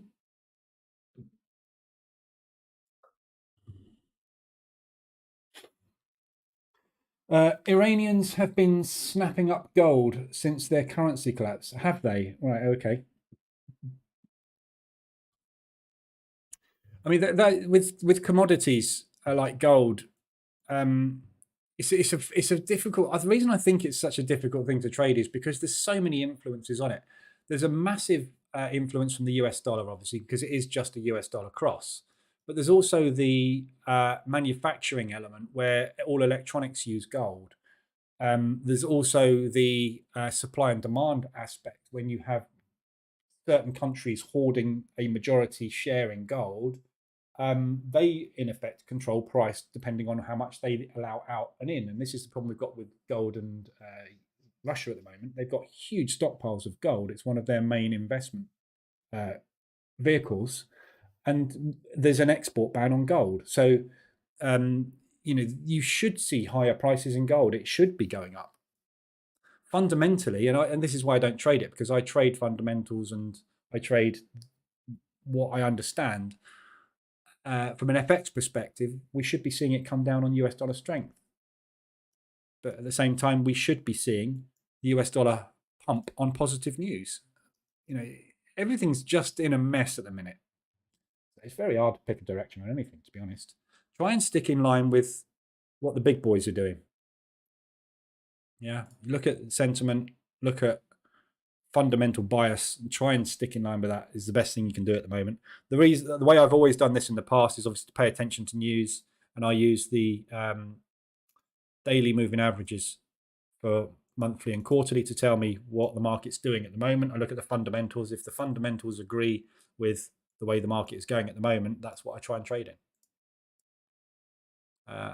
And this should be doing that at the moment based on the fundamentals, but it's not.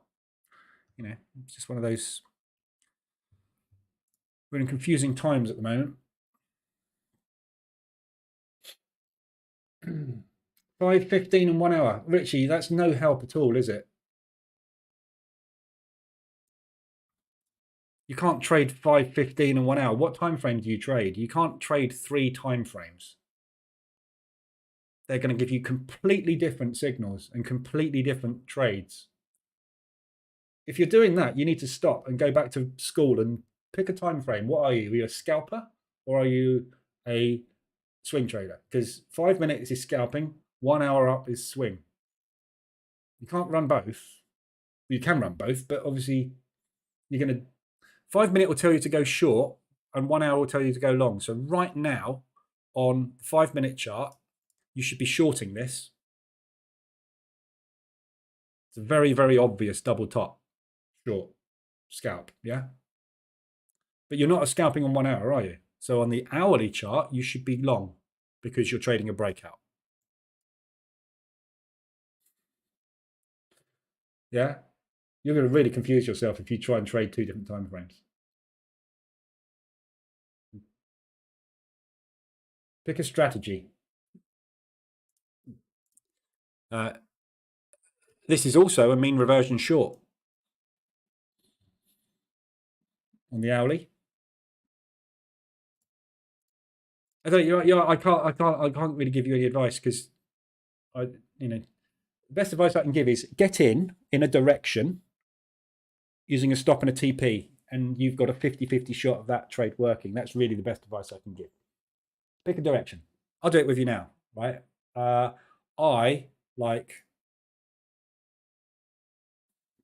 don't like it at all at the moment, to be honest. Stop's too tight for a short double top, but that's what I do. I'll tell you what we do. Let's go short.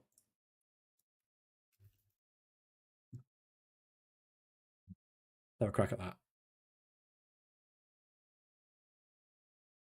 Why can't I move my TP? Okay. There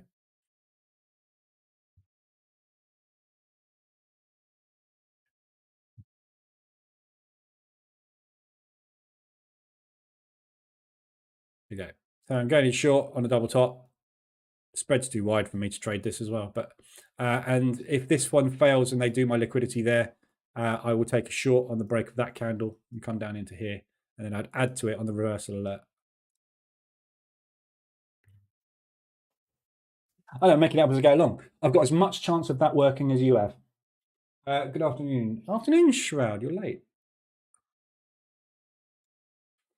Okay, here we go. Stops are going to trigger tight. There we go. Bang. Stops all moved up. So hit target for the day. So I am now trailing tight. I will get out there with whatever it gives me. Or we will go and I will keep trailing and I'll get out when the market decides to reverse now. So opening range breakout, beautiful one this morning. Just took bloody ages, didn't it? Chopping around in here, unfortunately. Lost 700 trying to get the entry on. Worked in the end. Patience pays.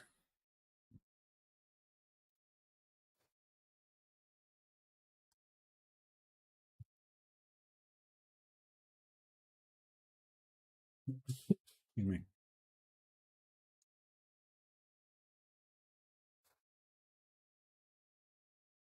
So extended on the 5 minute, extended on the 15 minute, and embedded. With what, everybody? All at once? What have we got here on the RSI? I do feel like a school teacher. That's how you talk to school kids. It's really patronising, isn't it? I should stop doing that. What did we cover in class last week?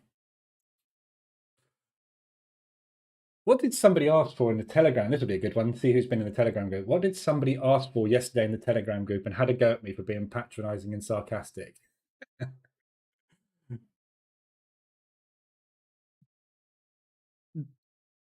I stream Monday to Friday twice a day, yeah. Frankfurt session and New York. Stopped out. Negative divergence. Yes, Pro Trader spotted it. So we've got divergence on the RSI, which is bearish.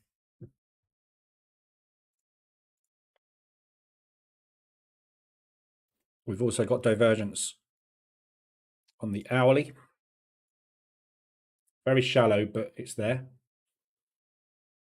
And RSI extension. So, if you're a mean reversion trader, you've got hourly, 15 and 5 minute confluence on RSI extension. You've got a potential liquidity run going in of yesterday's high and the previous day's high. We've got potential US dollar strength coming in. I called you out once on waffling on. Yeah, I do waffle on a lot.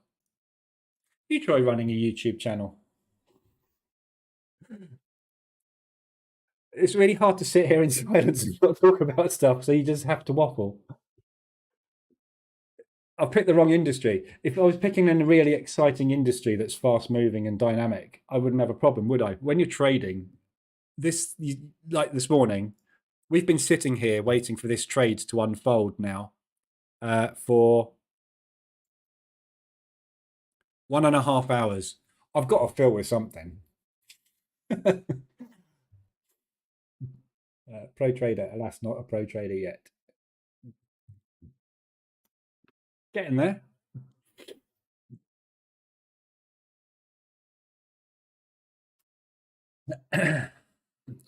Just wondering how many of these I got on this morning. So that one definitely didn't get it. So this is the problem.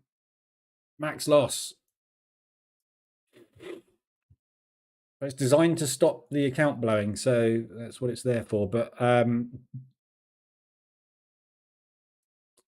missed it this morning, unfortunately, on that account. I think this one's probably missed it as well.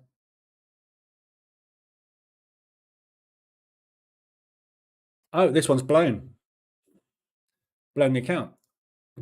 This is only evaluation.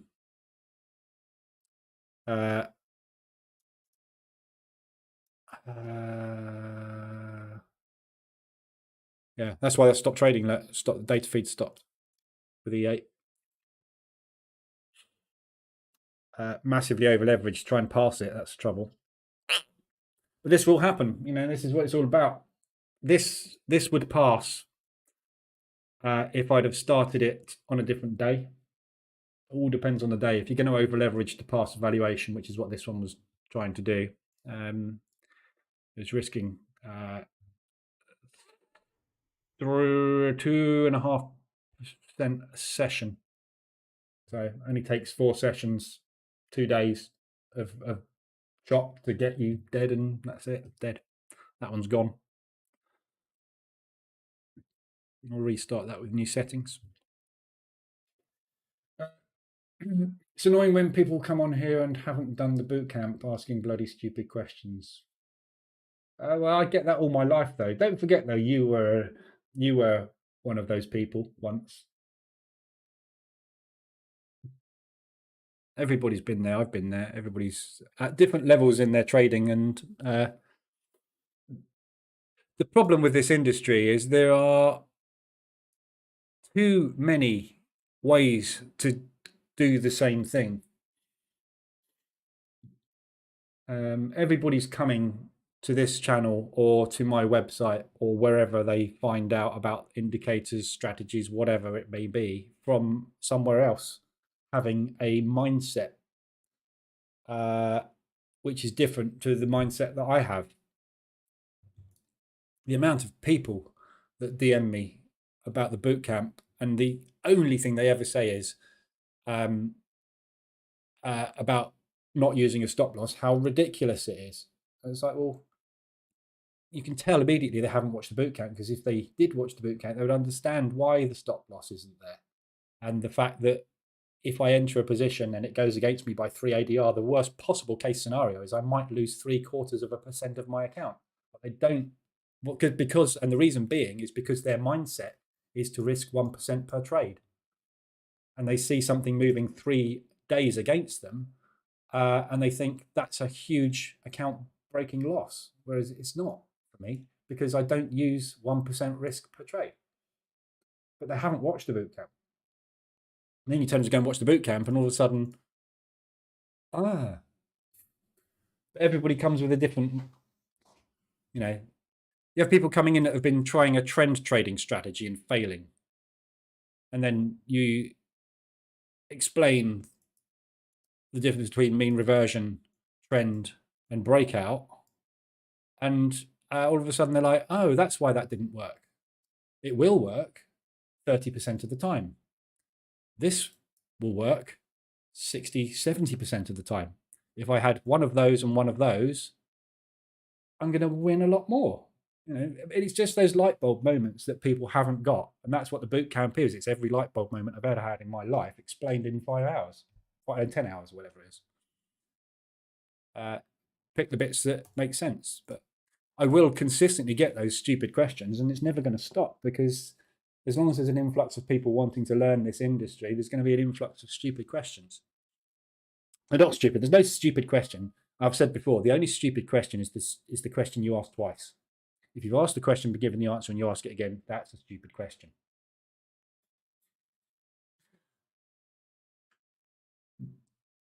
But there are idiots in this industry as well. I get a lot of them. They're the ones that leave all the negative reviews on MQL5. Those are the idiots. They don't understand what they've got. That's the problem. You get something and you use it and it loses you money. You think it's crap. They're an idiot because they're expecting to find something that makes them money all the time. That's why I class as an idiot in this industry.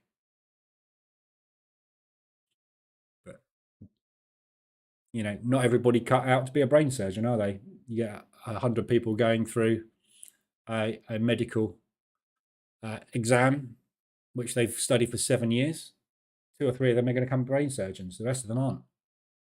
Same with this. Put 100 people through any course, you're going to get 100 different results. DAX is having another little push. Hopefully, we've got that that euro coming down again now. Nope. So this is US dollar weakness again, isn't it?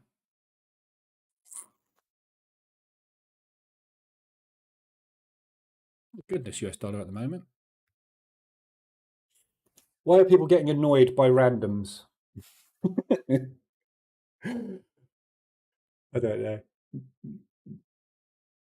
Because it's fun. I think I get calls. I've had people leave reviews, scathing reviews on the indicators about how unprofessional I am and how aggressive and sarcastic. And it's only because I need to fill my time. But think of it from my point of view.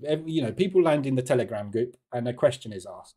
The people that have been in the Telegram group with me for 6 months, a year, 3 months, or whatever, have seen that question asked 100 times. I've been doing this for 14 years. How many times do you think I've been asked that question? That's why I'm sarcastic sometimes, because it's the fact that there's a pinned message that goes into the Telegram group every day, which is massively long, which gives you a link to every piece of information you could possibly ever want to know about everything that I do. And yet people ignore that massive pinned message with all that information on. They ask a question and I say it's on the video. They come back later, having watched the one tiny little 1 minute section of the video, which is 30 minutes long, which answered their question. They come back and ask another question, which is answered in the video.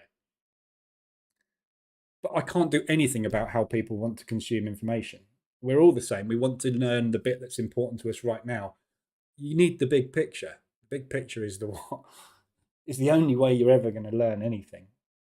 But randoms that hop, and that's why I made the system hopping video, is to explain to the system hoppers why they're system hopping, and with the hope that they'll stop system hopping and actually sit down and listen to what I've got to say. That's that video's purpose. It's all about system hopping. Everybody does it. I think it's in the I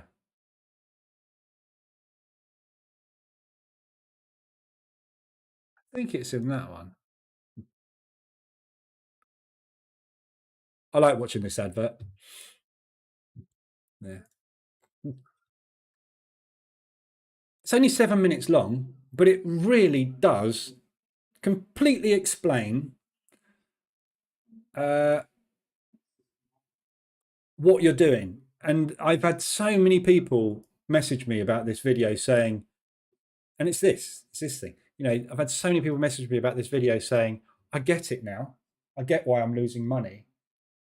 It's because every strategy I've found has been really, really good. It's just that it didn't make money for the 1.5 seconds I tried it. If I'd have tried it for 3.5 minutes, I'd have made money.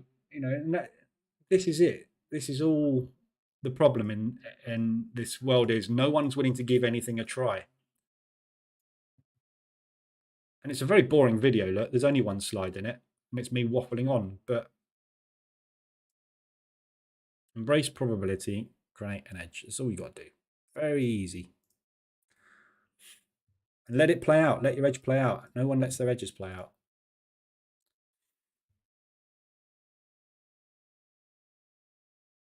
Nice break today.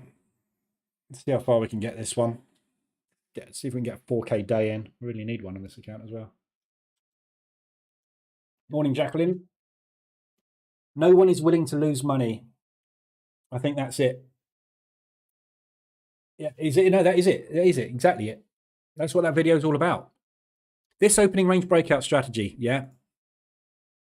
Prime example. Today is an absolute prime example. This strategy has a long-term edge, which produces 100 grand a year. Doesn't matter what settings you put into this thing. Yeah, as long as they're realistic. It will produce you somewhere between 50 to 100,000 a year with not a lot of drawdown on a 100K account. But the people that download the demo and backtest it for a month, and that month it does that, will never ever open this EA again. People that download this demo, put it in the strategy tester, click on the optimization button, optimize a load of different settings, and get a spreadsheet out with 40,000 results in it and see how well this works, will make money. And they will then realize that they've got to sit through 3 to 4 sessions of losing 2K, losing 2K, losing 2K, winning $500, making $2,700, wiping that lot out and having 3 days doing that. And all of a sudden they go, Jesus Christ, I've just paid the mortgage. That's what the system hopping mentality is. You don't get past that. What have we seen for the last 3 sessions? Utter chaos and hideous chop. And we've just been sitting there waiting for that. But people can't get past the thing. And that's what the bootcamp is there for, is to remove the loss. So if you remove the stop, if you remove that, you won't lose money. And what position trading, the position trading bootcamp, the whole purpose of that bootcamp is to allow people time to sit in the market and watch their trades, do that, and then do that. So don't take these losses. Wait for that and then take your gain. What that has done is, first of all, it's gained you money.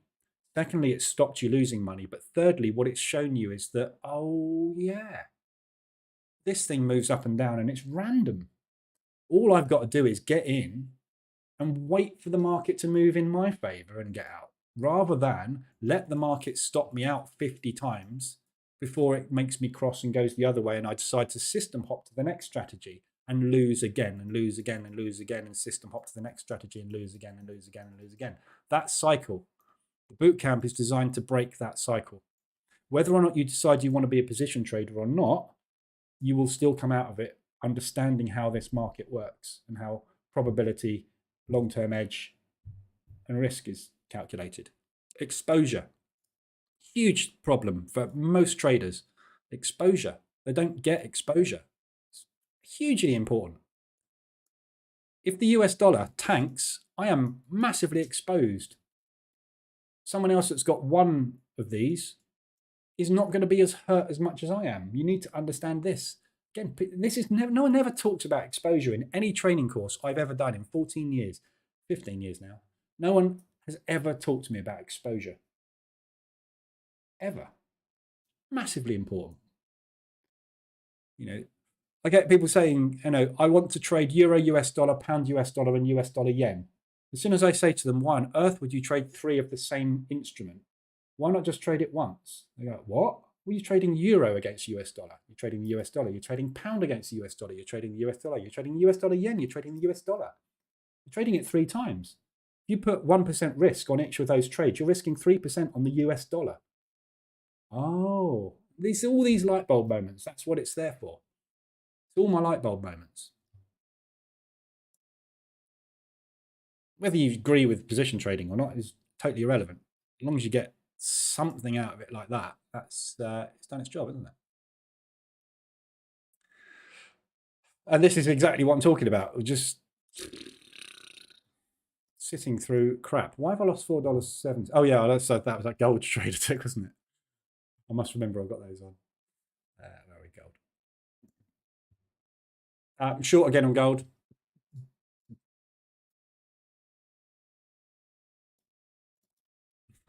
Only for fun, but so yeah, where was that? Where was the candle? That was the double top, wasn't it?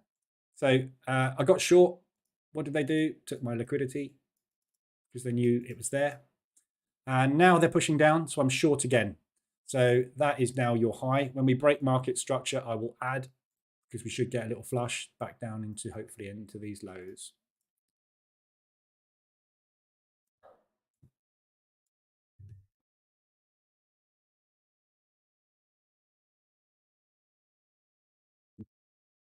This is only a bit of fun. Hence me risking a whole huge $5 on it on a prop account.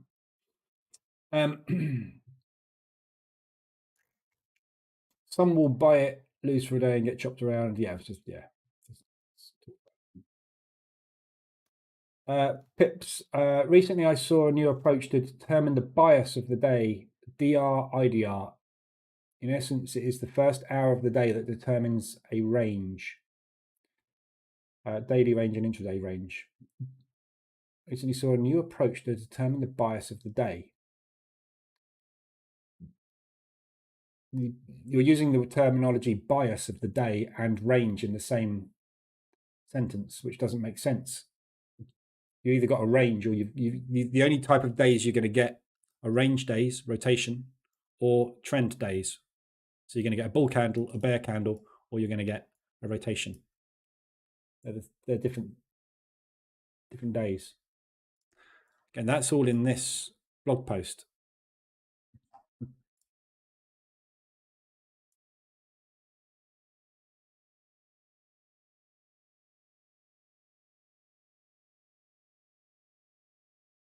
Day types.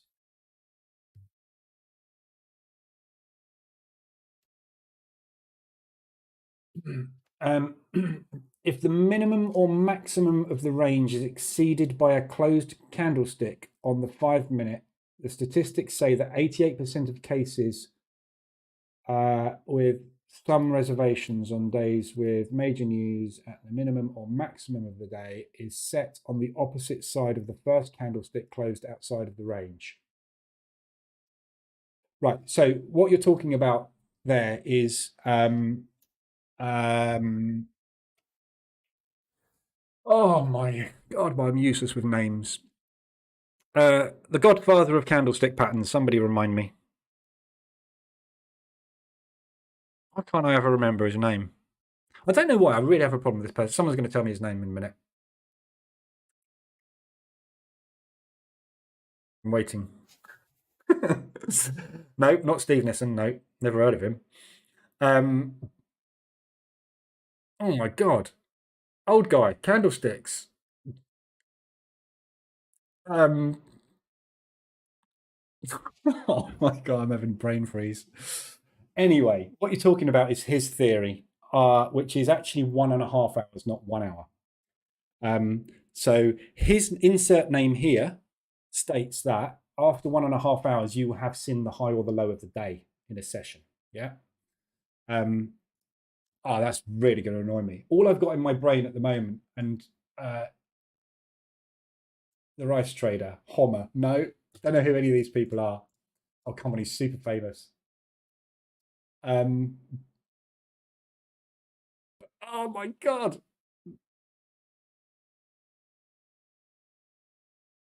No, I can't remember. Anyway, I know him so well. There's one thing that annoys me. I'm not that old, but I am getting to brain fart. The guy with glasses. He has got glasses, yeah.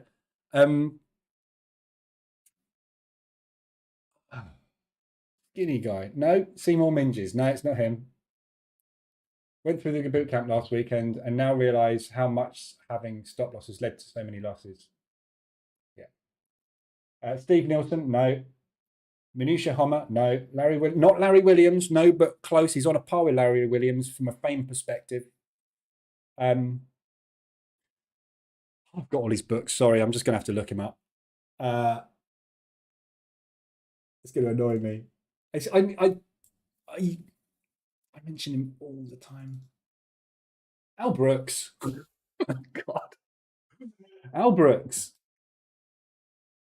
As famous as Larry Williams when it comes to godfathers of trading, right? Al Brooks, his theory, and this works on the DAX, the Dow, the NASDAQ, etc. I can prove the strategy in the strategy test to you now as well by quickly setting a range on the DAX to let's look at the opening, and let me just load a set file. And the strategy is I'm not going to get this. I don't want to actually take trades. I just want to draw these in. So let me just set these to false. So that'll be your opening range. And then we will look at the 11. Oh, come on.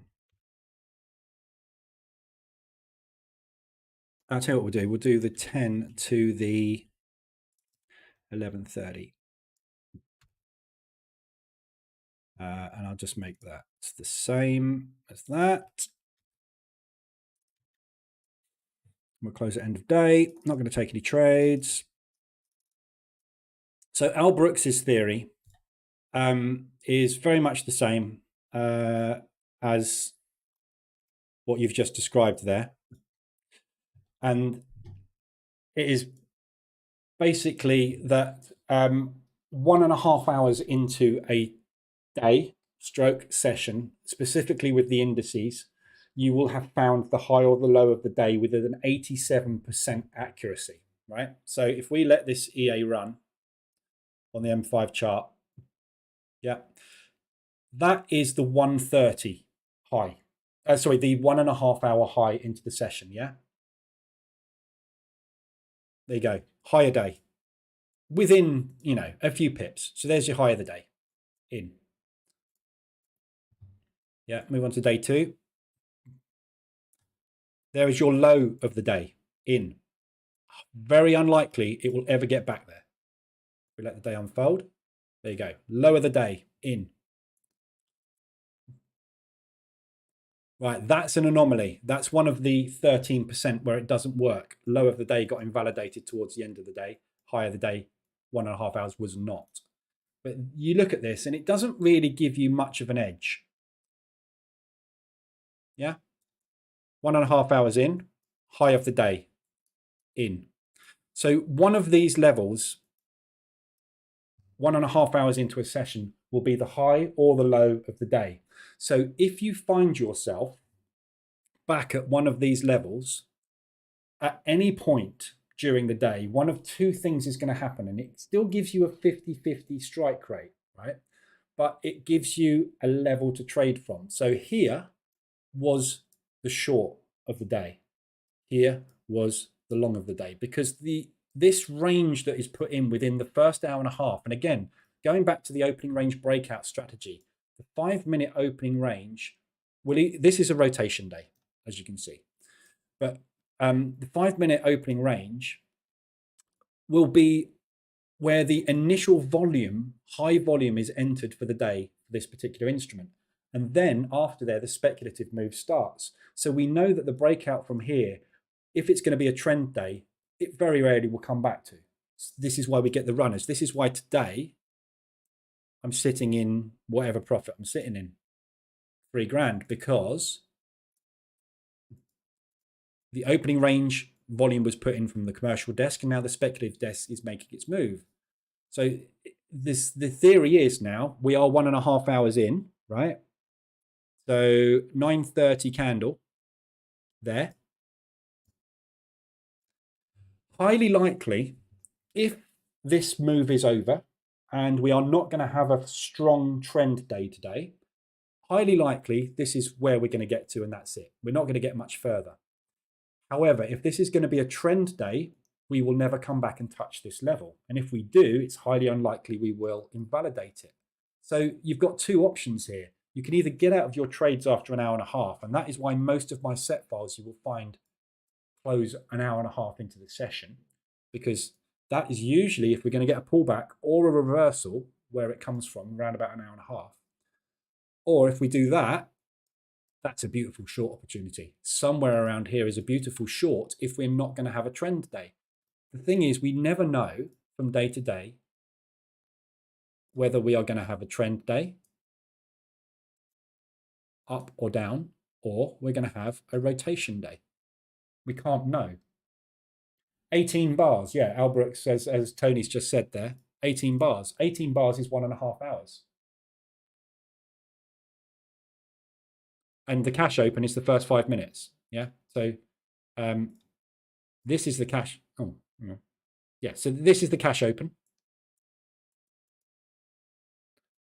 18 bars in, so if I count from here, 18 bars, is that one there? And that candle there is 1.5 hours, yeah?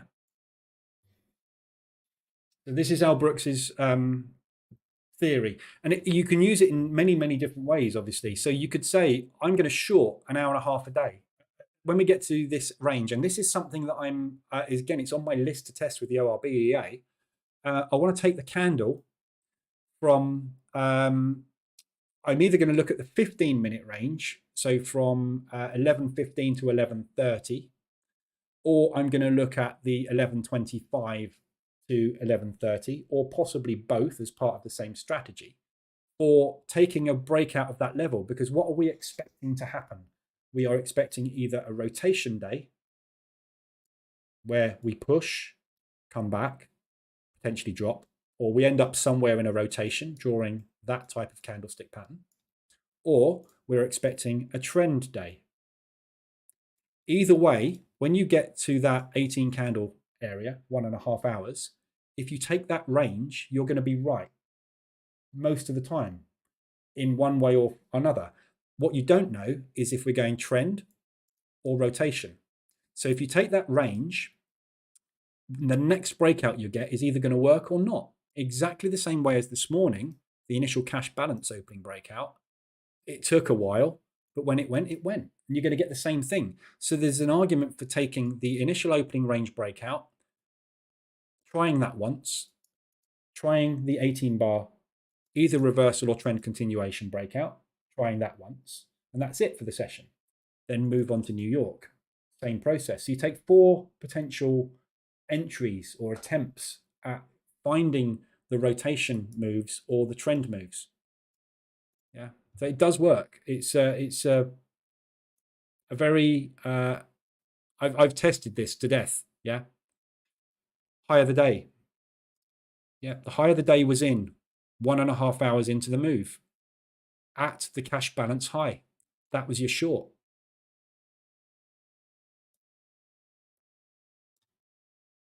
Your long was at the 1.5 hour low. Yeah, so there's so many ways you can, and this is why I, in this blog post, I did all these graphics. Was to, you have to understand there's only three days, 3 types of day you can have. You get a candlestick.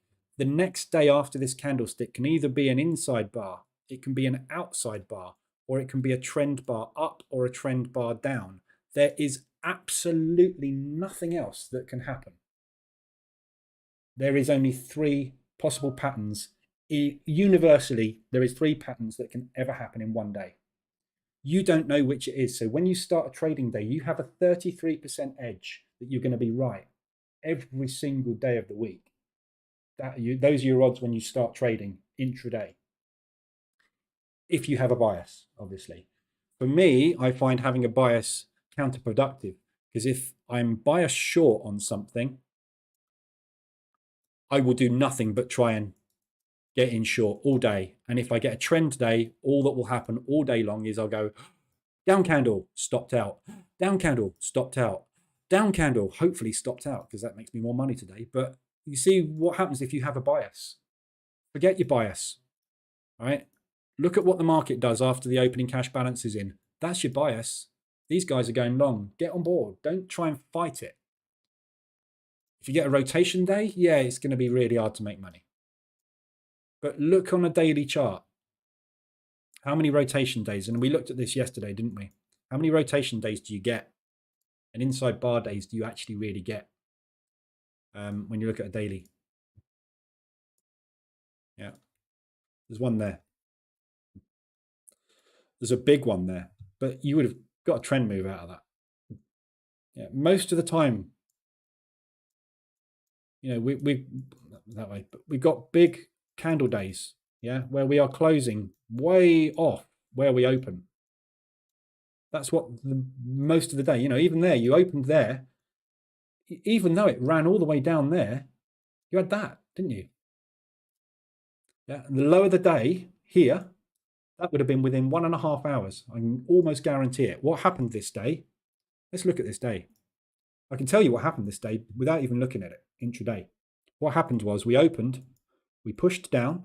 Within 1.5 hours, we'd pushed back up and pushed the highs, and then we pulled back. I can tell you that.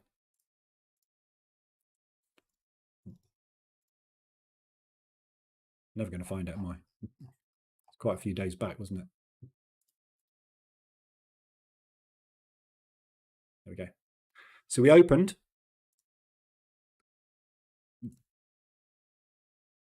At 10 o'clock. Yeah. We pushed down for 5, 15, 30, 45 minutes. We put the low of the day in. Then we pushed up for another. So what are we talking here? We're talking 15, 30, 45, 1 hour. That is your 1.5 hour range. Low of the day was in, pushed up. So if you took the opening range breakout short, you failed. If you took the opening range breakout long, you won. But always, virtually always, that 18 candle, 1.5 hour range, you found the day's high or low. And it's whether or not we're going to go or we're going to break. And that's what you need to decide intraday. Do I take the double top or do I take the breakout? So your 33% chance is reduced to a 50% chance after 18 candles, because there's only one or two things going to happen at that 18 bar high or low. It's either going to mean revert or it's going to break. As long as you're using a positive risk reward ratio and you take a trade in both directions at that high, you win. But you will not win every day. And again, brings me back to the system hopping. Yeah, you try that strategy, it will work. You try it long term, you put it in a strategy tester, you can use the ORBEA to test that. It will work long term. You trade it for 4 days and it fails, you'll hop off to the next thing. Because that's what we do. Let me just catch up with the chat. So yeah, so pips, I have come across that. A version of it.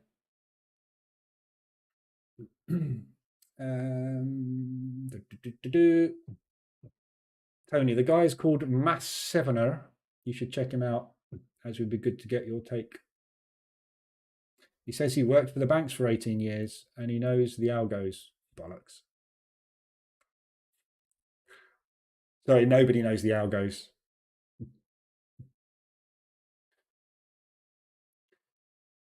It's not. What's his name? Mass Sevener.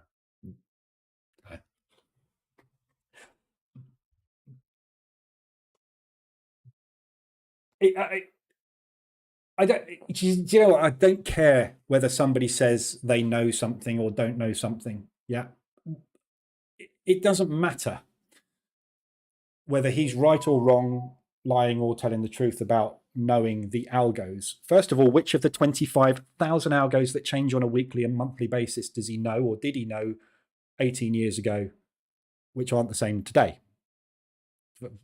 You know, that's not real, is it? If that was true, the market would never exceed its average daily range. Again, not true. We know that 58% of the time, the market exceeds its average daily range. If an algo did the same thing every day, ADR would be respected every day. That's just nonsense. He would need to know which days the algo is programmed to exceed that. And don't forget, he worked for one bank. 10 of them moved this market. if his bank's algos that day are going to make a loss because the other 9 are trading against his algos, whatever he says is utter rubbish. Yeah, it's irrelevant. I'm not talking about him. Anybody that says anything along those lines, ignore. Rubbish. Doesn't make any difference. Its market is random. It's moved based on volume and supply and demand, and there is no algo in the world that controls that. The market, you can test whether or not a strategy works in the back tester, and I've just done that with this EA in front of you live, made it up as I went along, but proved the point. So, you know, he's getting very popular on Al Brooks's back, who's been doing this for 25 years. And this is what really grinds me about this industry. There's certain people out there who introduce something like this, and they call it something different to what the guy who invented this 25 years ago called it. I'm not calling names. You're half a brain, you know what I'm talking about. But this thing here is called a lot of things. Somebody very famous on YouTube calls it something. I call it a propulsion gap. It's actually called a wide range bar. And it was invented by this guy. Oh my God, I've got so many links. I just bookmark crap basically to go and look at it. It's in here. Anybody see word wide range bar in here? See at the top.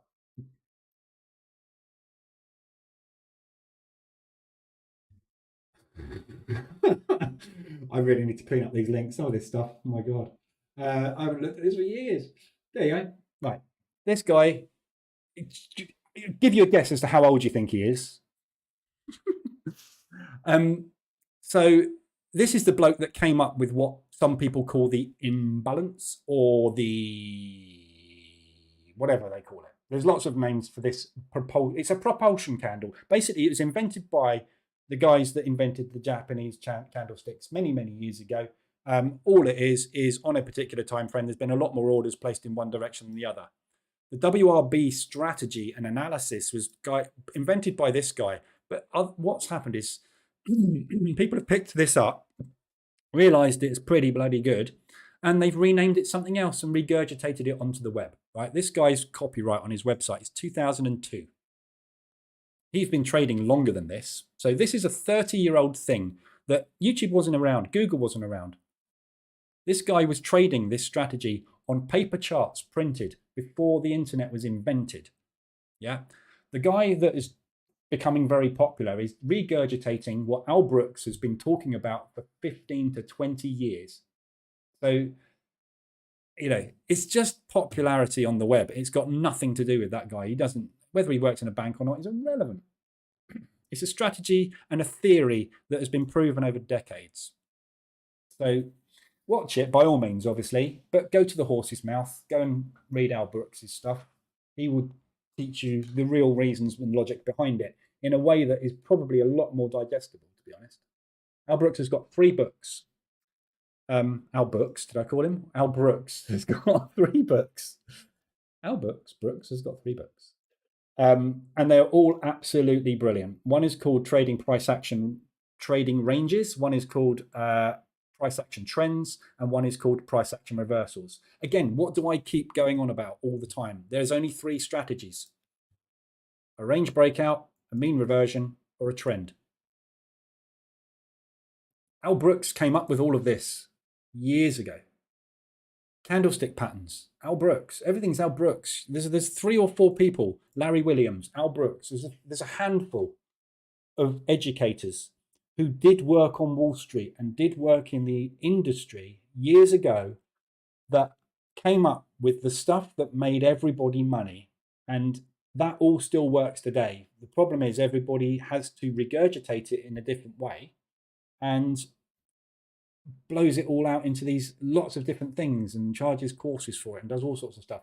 All of my stuff is based on all of their stuff in the same way.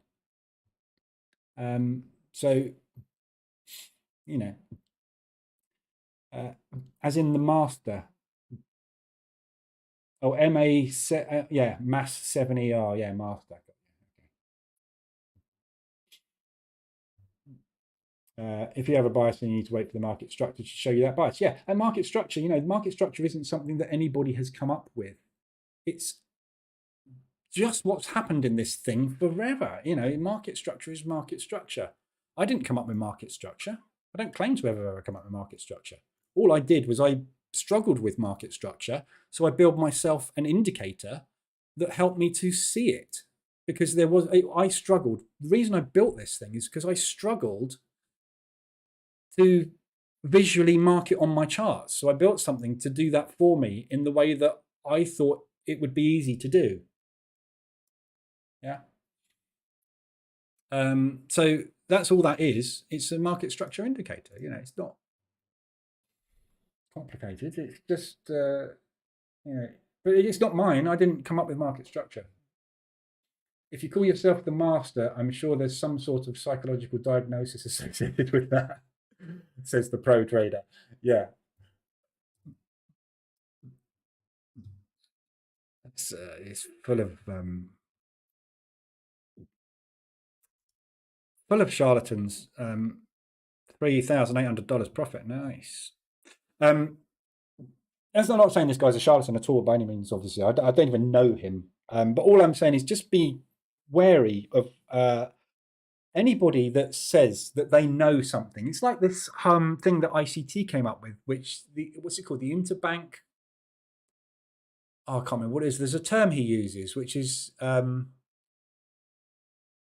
don't know what it was, but it confused the hell out of me when I was trying to understand what it was, because my logical brain was thinking there can't be such a thing.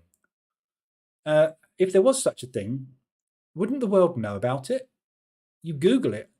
It doesn't appear in existence apart from on one person's thing. So it's kind of like, where did this term come from? You look through the banks. I've asked my friends that worked in banks on dealing desks. They'd never heard of it.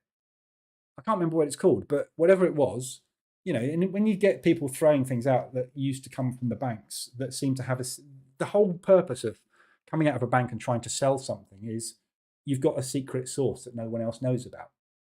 The secret source is the fact that the bank's got 100 million it can dump into the market and make a candlestick go up. That's its secret source. It has the power to press a button knowing 100% guaranteed which direction the market's going to go in. You can't replicate that secret source, and that is the only thing that makes the banks money. Yeah, this was controlled by the banks, driving up to $7 trillion worth of transactions through this marketplace. What we need to know is, where did they do it? What's the likelihood of happening when we get back to it? Yeah, and this comes back to the wide range bar. Yeah, propulsion gap, market movement. It's momentum. All it is momentum. You just got to know where the momentum's going intraday. Other time frames, it has got nothing to do with it. I was wondering if you still have the patience to test with 12 bars and not with 18. Yeah, you can do that. You can do this yourself, Pips. Just go and get. Then, if you haven't got the opening range breakout EA, go and get it from the marketplace. Where are we? So just go and grab it from the marketplace. Yeah, hit the demo button, download it, and then set it up for whatever you want to see, and watch it. You can do all this yourself. I'm not going to do it because I don't need to and I don't want to. But download the demo and go and test the strategy yourself. And if it's got an edge, brilliant. Share it in the group. The more set files we've got out there, that means that other people don't have to go and find decent stuff, the better. As long as it's got a long-term edge, test it over a year, make sure it works long-term. And I'm sure it probably will, because you're not far off the 1.5 hour, are you? But I mean, today it wouldn't have worked, would it? But a breakout of it would. Yeah, your 12 bar move from the cash balance is here. Is that candlestick there? Whereas the 18 bar is that. So you know you're and again there's no, it's not an exact. What we do know is that the likelihood is that the lower the day is in now. So your bias for the entire day now really should be long. So you just got to find areas where you think it might be good to take a long. Fibonacci's.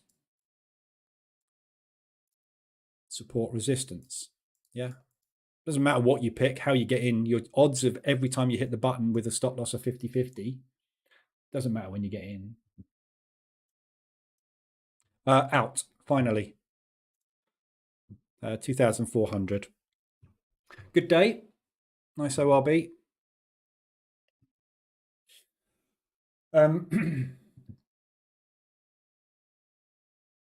It's Al Brooks, not Al Bundy. Yeah, Al Bundy's a totally different kettle of fish. I don't think Al Bundy can teach you anything. Pips, I don't know. I always fell asleep listening to ICT. Doesn't mean it's worthless. No. I mean, I fell asleep as well. This is why I struggled and why I didn't follow, because I couldn't. I just couldn't get it. I did get it, sort of got it, but it was too complicated for me. Overcomplicated, too many terminologies, and coming from a mentor who taught me basically the fact that there was complete randomness in the market and you had no control. Your job was to get on the train and get off, hopefully at a station which is better than the station you got on. That stuck in my head. When I got all of this stuff where I had to draw lines, I had to find these types of things, that types of things, do this when that happened, it all became overly complicated. I was used to trading at the time. I was used to trading what's called the strat shadow. And basically with the strat shadow, I used to get in short when it was red, and I kept getting in short when it was red, and then it would go green and I would get out. And then it would go and I'd get in long and I'd get chopped out and I'd get stopped, and then I'd get in red and I'd keep getting in red and make a load of money. And these two things turned me into a break-even trader. Then I came across things like the BTMM course and all the other stuff, and looked into ICT stuff, and I couldn't get, it was massively complex. At the end of the day, stuff moves in a direction, and when you get breaks in structure, you get on and you don't get off until the break in structure tends to come back the other way. And it's really simple, and it's all the same stuff, isn't it? Again, it's all, all the courses you find out there, they're all regurgitated, but that's what we do, isn't it? The human race has got to where it is today by storing knowledge and passing it on. That's what this is. This boot camp is me literally just repeating what the human race has done for thousands of years, learning stuff, recording it, passing it on to other people. Whether you manipulate the initial story and change it or not is up to you. And this is my version of what I found works for me in this industry. And it's not the same as anybody else's. But that's why it works, isn't it? Because it's not the same as everybody else's. When these guys are all going in one direction, I'm probably going the other way. Because we know that 85% of the time when they do that, the market goes the opposite direction. Proved it over and over again. That's just part of the puzzle, isn't it? I was unsure on what time frame to use for the 18 bar. As I've seen on YouTube, he sometimes uses 2-minute bars. Yeah, now that confused me as well with Al Brooks, which is where I came up. I looked at his stuff, and I've done one of his courses as well. I think it's on YouTube.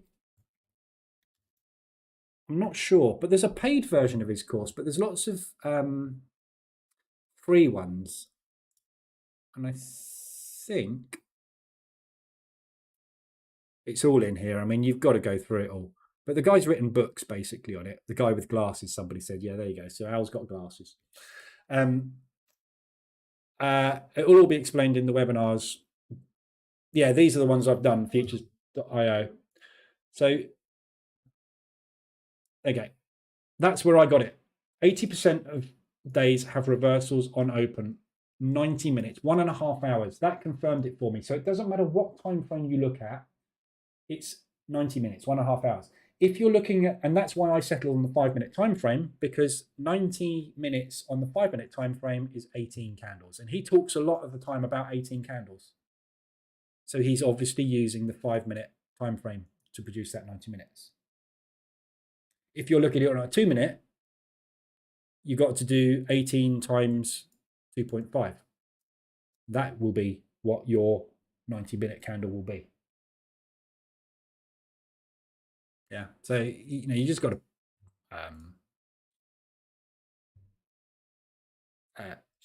you just got to watch it and work it out. This is a problem with a lot of stuff on the web, isn't it? Half the stuff you've got to actually figure out what the hell's going on. It all makes logical sense until you start doing it, and then you've got to figure it all out, and then it becomes complicated. Right. So opening range breakout is done for me this morning. Very nice move. Everything else is just flip-flopping in profit, out of profit, in profit, out of profit, like it has all week. Still not going anywhere. Gold's at least moving, well, was moving in my direction. Again, I haven't tested any of this on London Open on any other instrument, but 18 bars in, somewhere here probably, we're starting to fade, aren't we? And something else to look at as well. If you have an ADR hit around 18 bars, around 1.5 hours in, those are the ones you'll probably find which actually hit to the pip. So there may be a good strategy variation there when you get an ADR extension 1.5 hours into the London session. Those are your best ones to take. I've never tested it, but it makes sense. The Frankfurt session starts around the London session. So if we're going to use the DAX for that 90 minutes, if we've managed to get an ADR hit because Asia has pumped a little bit, and then London takes it up to ADR an hour and a half into the session, I don't know. Again, things to test. I just haven't got any time to do it all, so you lot will have to do it. Right, that's me done for the session. I will be back at 2:20, ready for New York. If there's anything you need, come in the Telegram group. I've got other bits and pieces I've got to do this morning, but I really do need to sort my set files out and get them all working properly with different strategies. So that's my focus for today. Just see if the sentiment's changed this morning. So we've got 83 and 61 on the US pairs. Let's just see if there's been any changes in the last 2 hours when it decides to load. 82 and 57. So yeah, market is starting to flip over, especially on pound US dollar. So we've got longs entering, which is good. If people are starting to long it, market should start to push down, which means US dollar strength potentially. Although we're not seeing that on the euro. They're still very, very, very short on the euro. So a little bit of divergence forming across the majors at the minute. Doesn't really help us dramatically, does it? New Zealand dollar CAD still 92% short. Again, that thing is just stuck fast. At the moment, just can't get that. Just can't get it moving.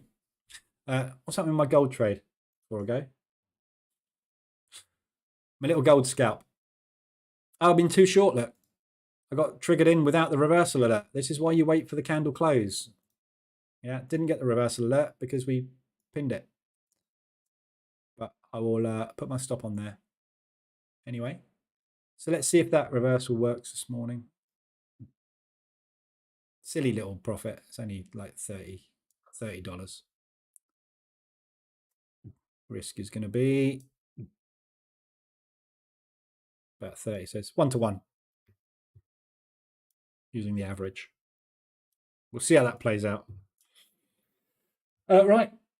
I will catch you guys this afternoon, 2:20, back for the New York session. We'll see how we get on there. Hopefully we'll get a decent break this afternoon on the NASDAQ as well, but I will be very wary on the NASDAQ this afternoon if we get a large range like we did yesterday. So if we get one of these stupid wide moves on the NAS, I'm going to be a little bit wary today. I don't want to get chopped around, so I might use a set file that is probably just trading the 5 minute today and not trying to get too aggressive and add. I might take some manual ads this afternoon, actually. I'll see how it goes. Okay, have a good one. Anything you need, let me know, and I will see you this afternoon. Have a good morning.